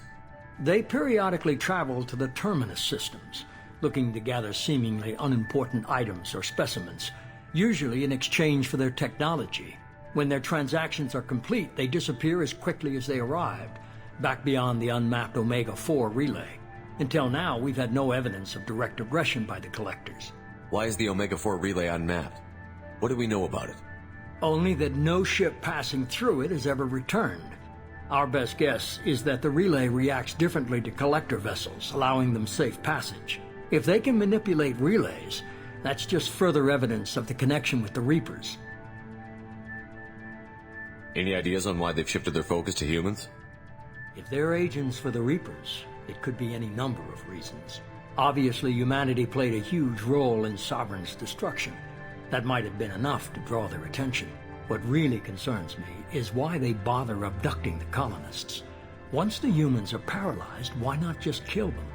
What are the collectors getting from these deals? The collectors aren't very forthcoming about their motives. Generally, they seek out species with rare genetic mutations or abnormalities. They pay slavers and merc groups exorbitant sums to obtain these specimens, and then they leave. But they've never targeted a single species before, and the previous sample sizes were in the dozens, not the tens of thousands. The collectors are definitely a human enemy. But how do we know there's a connection to the Reapers? Their focus shifted to humanity only after you and the human fleet destroyed Sovereign. The abductions are related, even if the Alliance and the Council refuse to believe it. I won't wait until the Reapers are on the march. We need to take the fight to them. I hate waiting, but I'll need a team. A good one. I've already compiled a list of soldiers, scientists, and mercenaries. You'll get dossiers on the best of them. Finding them and convincing them to work with you could be challenging, but you're a natural leader. I'll continue to track the collectors. When they make their next appearance, I'll notify you and your team. Be ready. I'm still a Spectre. Maybe I can get the Council to help us out. If you think you could convince them, by all means. Just remember, you've been gone a long time. Things have changed. Keep your list. I want people I trust. The ones who helped me stop Saren and the Geth.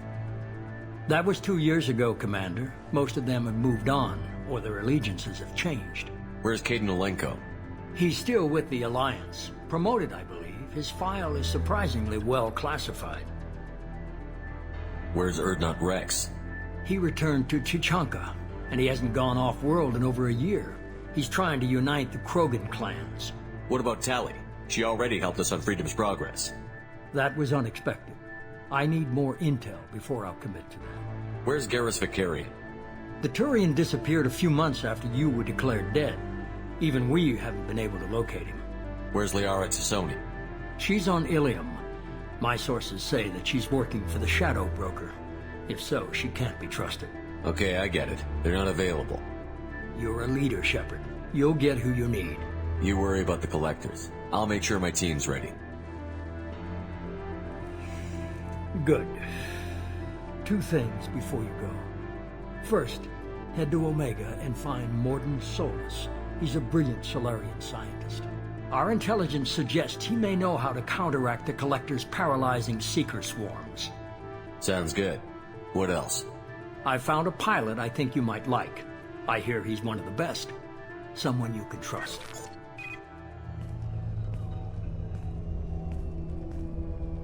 Hey, Commander. Just like old times, huh? I can't believe it's you, Joker. Look who's talking. I saw you get spaced. Got lucky, with a lot of strings attached. How'd you get here? It all fell apart without you, Commander. Everything you stirred up, the Council just wanted it gone. The team was broken up, records sealed, and I was grounded. The Alliance took away the one thing that mattered to me. Hell yeah, I joined Cerberus.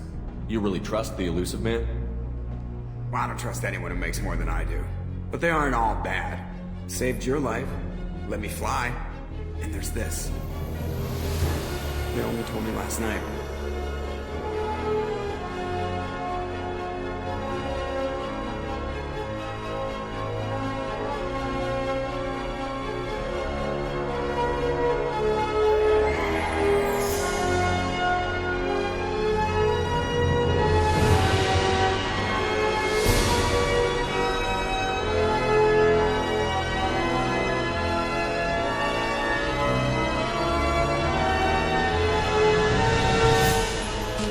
Good to be home, huh, Commander?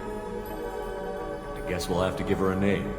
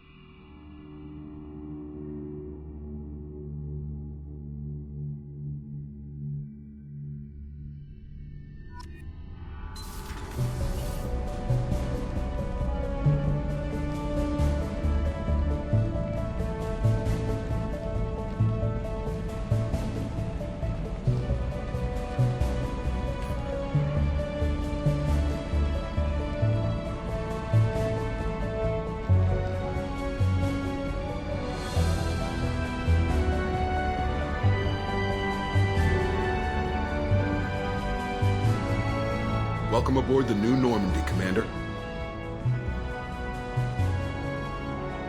I've been looking over the dossiers. I'd strongly recommend starting by acquiring Morden Solus, the Solarian professor on Omega. We know the Collectors use some type of advanced technology to immobilize their victims.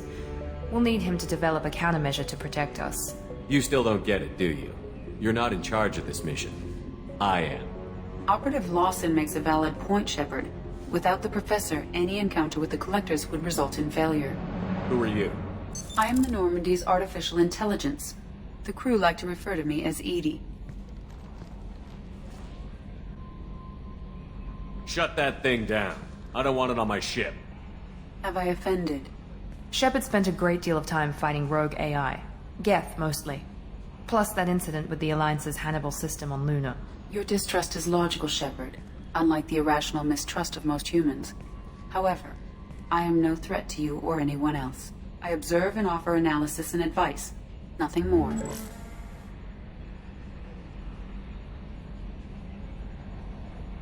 I'm guessing it takes more than just the three of us plus Joker to fly this ship. The Normandy has a full crew. They're at their stations awaiting your orders. Final preparations for takeoff are complete, Commander. When you're ready to go, just pick a destination from the galaxy map in the CIC and I'll plot a course. Jacob and I should return to our posts. Come find us if you have any questions.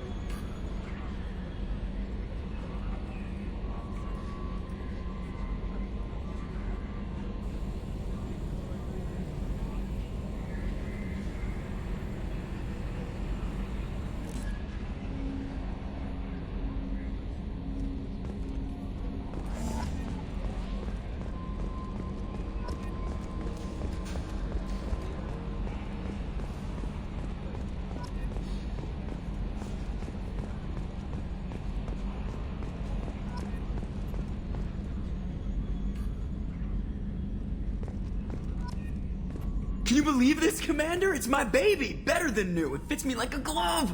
And leather seats! Military may set the hardware standard, but on a first-gen frigate they could care less if the seats breathe. Civilian sector comfort by design. The reproduction is not intended to be perfect, Mr. Moreau. Seamless improvements were made. And there's the downside.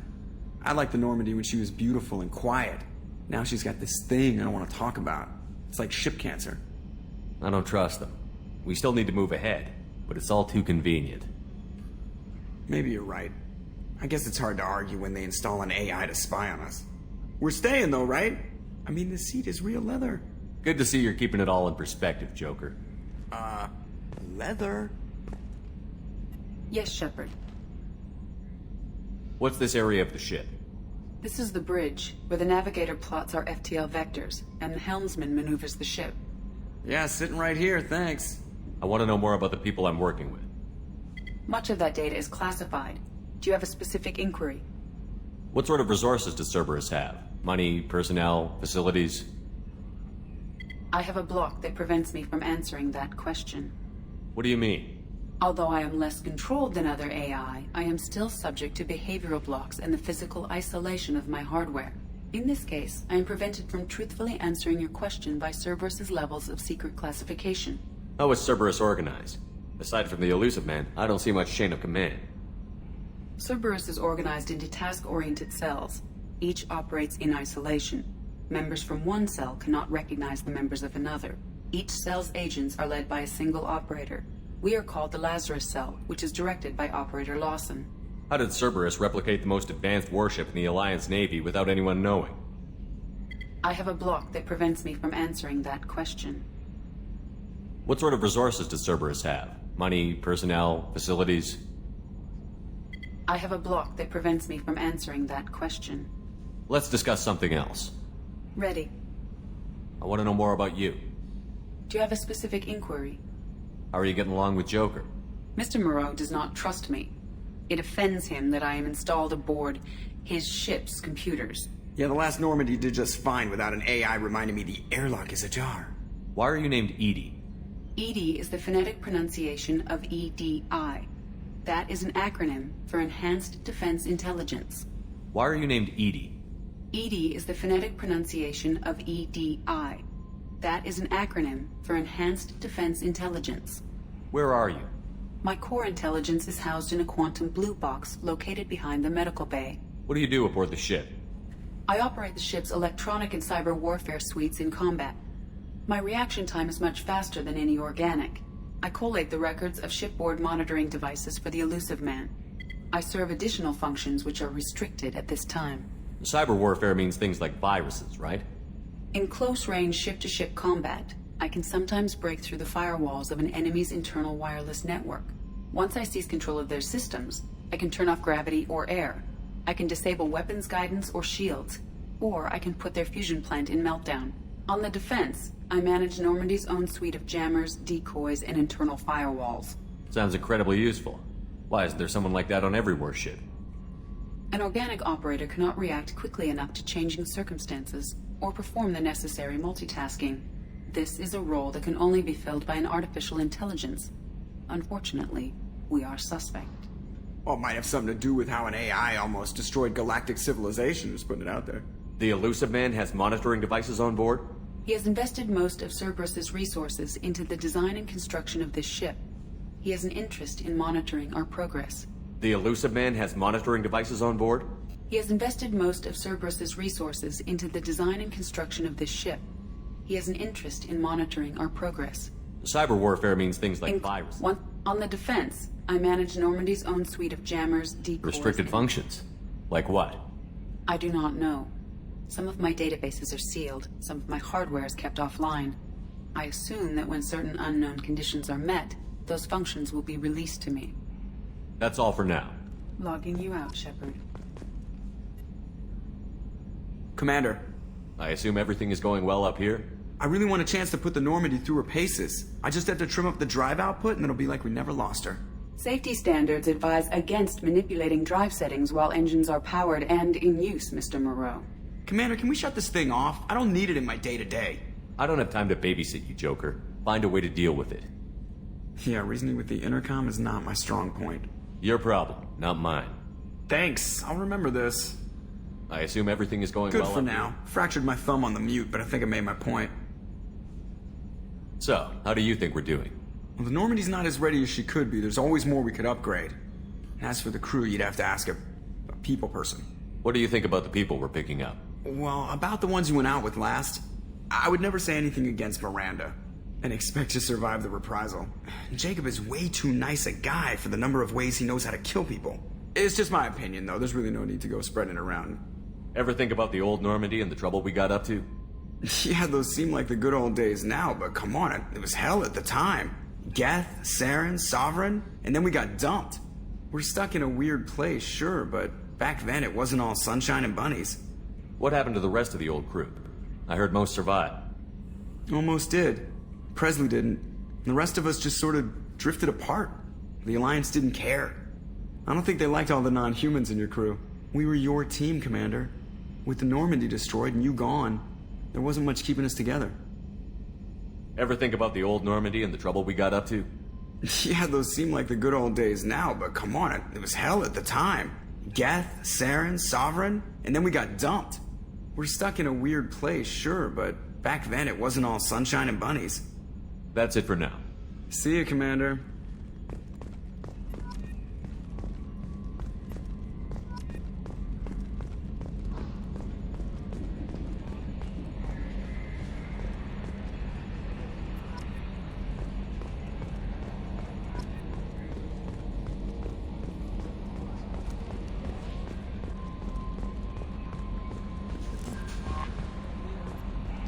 I'm Yeoman Kelly Chambers.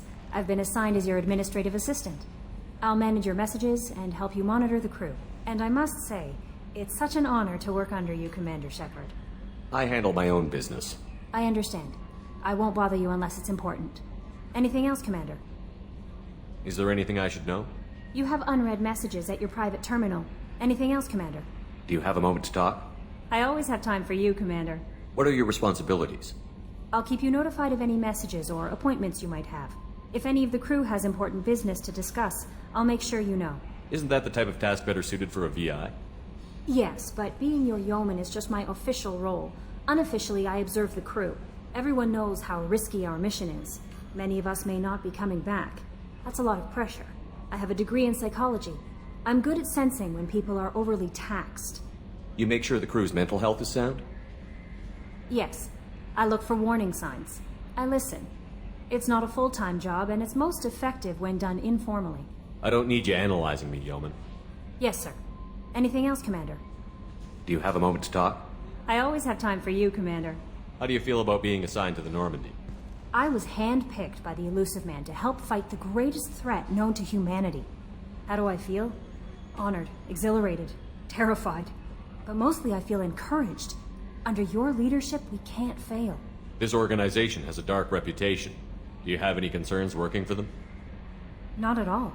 Our methods can be harsh, but Cerberus has noble objectives.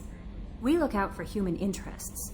Advance human technology, save human lives. They're good goals. It sounds like Cerberus wants to dominate all aliens and put humankind on top. Cerberus looks out for humanity, but that doesn't mean we hate aliens. My sister started a dog shelter, but she loved cats too. I love humanity. I also love Asari, Quarian, Turian, Solarian, Hanar. That isn't in conflict with Cerberus ideals. You're fooling yourself if you believe Cerberus is noble. I'm sorry you feel that way. I hope time will change your mind. Anything else you'd like to talk about? I better go. Okay. Maybe we'll talk later. Welcome aboard, Commander.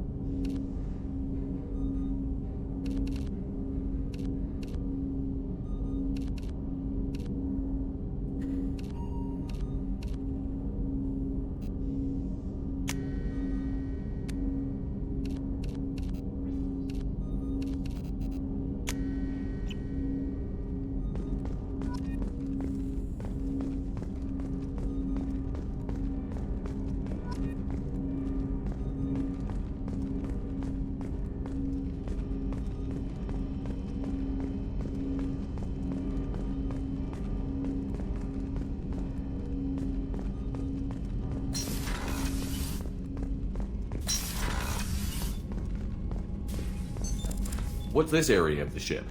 This is the FTL communications room. In addition to interfacing with the FTL comm network, Normandy is fitted with a quantum entanglement communicator linked to the Elusive Man's office. This allows lag-free communication even when you operate off the comm grid. I've never heard of a quantum entanglement communicator. How does it work? Essentially, two subatomic particles are created in an entangled state. One is installed here, and the other in the Elusive Man's office.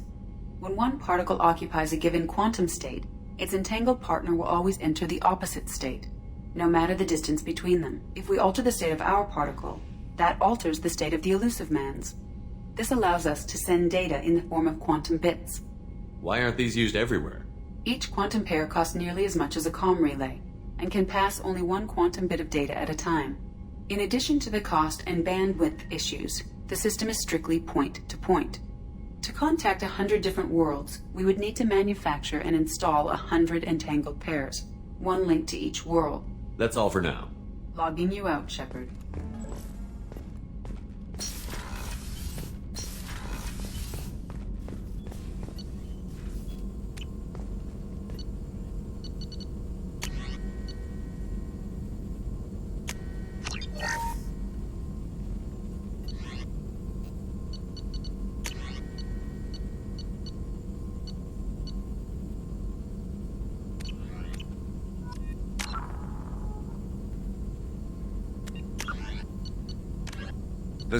With elaborate secrecy, Cerberus labored for years to build a new, superior Normandy.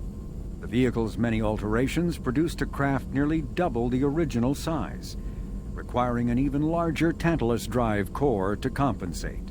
The new Normandy features greater space in living quarters, research laboratory, observation deck, and cargo bay. Its shuttle can make landings the Normandy cannot attempt. In addition to tight beam communicators, Normandy's Quantum Entanglement Communicator, QEC, provides instantaneous contact with the Elusive Man. The Enhanced Defense Intelligence AI coordinates many of the ship's combat functions, assisting and even supplanting human piloting. Potential upgrades are numerous. The airframe could support additional armor and an axial mass accelerator. The thrusters could support recent advances in fuel technology beyond H2O2 chemical rockets. And the hull can mount double the standard number of kinetic barrier projectors, leaving space for stronger shields, easily sustainable via the new ESO drive core. Freedom's Progress colony was once a typical Alliance settlement, but following complete communications blackout and its apparent destruction, is now a lightning rod for anxiety and dread in the galactic human community. The communications blackout followed an upgrade of the colony's small military force, supplemented by mechs and security drones, with high-powered, tower-mounted Guardian lasers. Colonists complained about construction cost overruns, delays, noise, and damage to the local environment. They also feared the defense array could be seen as provocative to their world's neighbors. Such fears may not have been baseless. Authorities have still offered no explanation for the communications blackout, fueling rumors of plagues, natural disasters, or a cult-inspired mass suicide. Located in strategically insignificant space, Freedom's Progress colony had once offered residents spectacular rainbows, lush marshlands, and stunning mountain ranges. Its potential as an agricultural settlement and tourism wonderland rivaled that of any Alliance colony. The reclusive tycoon calling himself the Elusive Man is a human nationalist focused on advancing human interests, whatever the cost to non-humans. The Citadel Council regards him as a fanatic, posing a serious threat to galactic security. A mysterious maverick, to say the least, the Elusive Man heads the Cerberus network.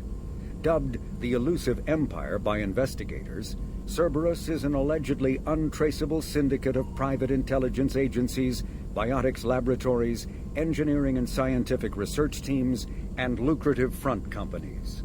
Branded a terrorist and seditionist organization by authorities, Cerberus is the only human power base other than the Terra Firma Party, strong enough to embarrass, if not threaten, the Council and its human representatives.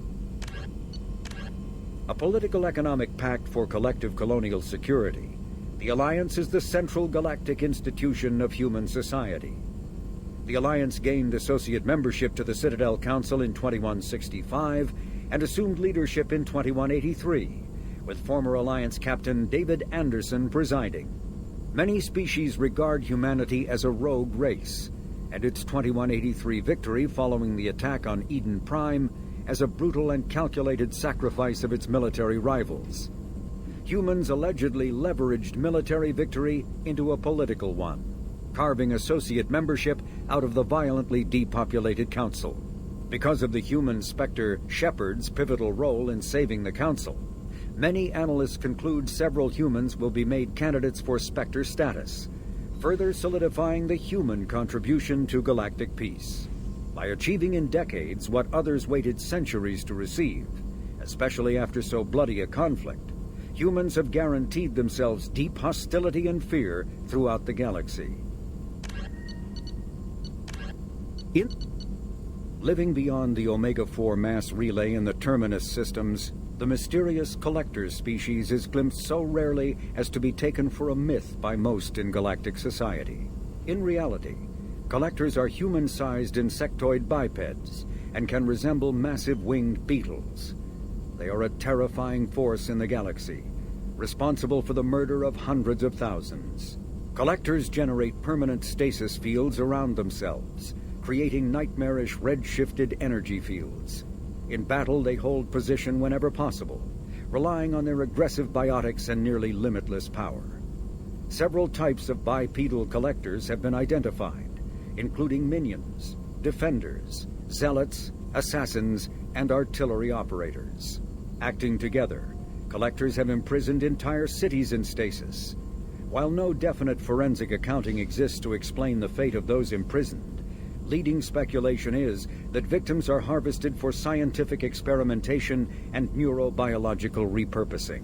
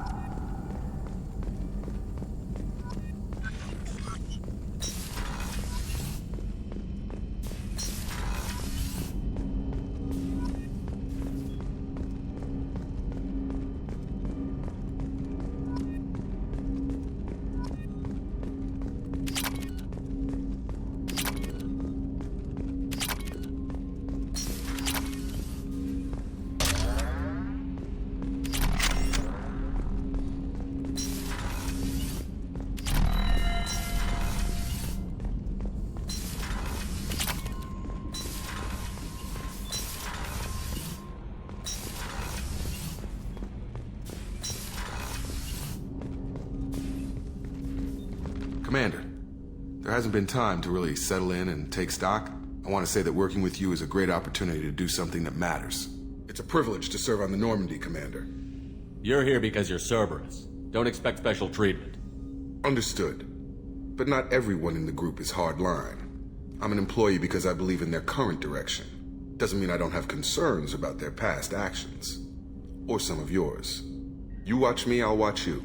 That suit you? What has Cerberus done to make you nervous? A lot. They've been called terrorists, and with good reason. Doubt you can find a more checkered past. But if the Collector threat is real, and we do something about it, Cerberus will be remembered differently. Or we'll all be tried and executed. Can't count on people thinking about it as hard as I have. It's good to hear a clear opinion. Sounds like we're two of a kind. That honors me more than you, Commander. Let me know if you need anything.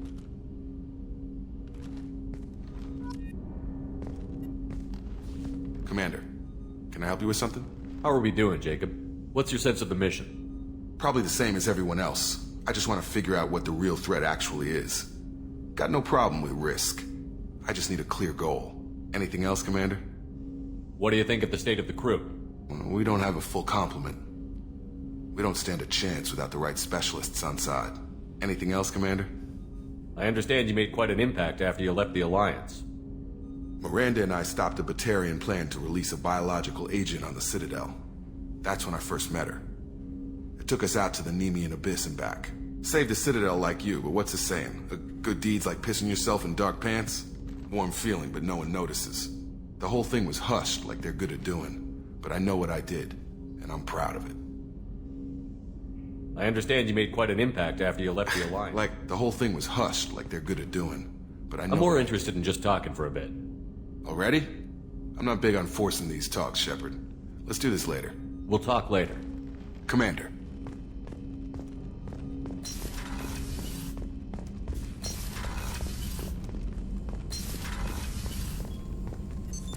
What's this area of the ship? This is the Normandy's technical lab, where you can investigate new research upgrades that will improve ship or team performance. All upgrades can be developed in the Normandy's lab, provided you have acquired the necessary resources. You can find these resources by scanning planets or searching while on missions.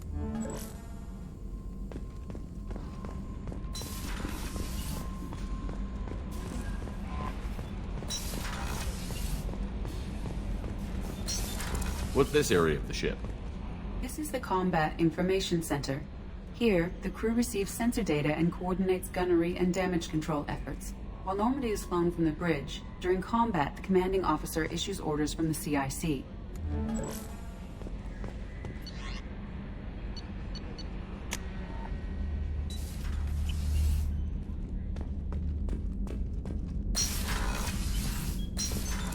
What's this area of the ship? This is the commanding officer's quarters. It's larger than the quarters of other warships I've served on. This is a Cerberus vessel, not an Alliance warship. Accommodations have been made for personal taste. That said, this space is directly under the exterior pressure hull. The fitting yard workers called it the loft.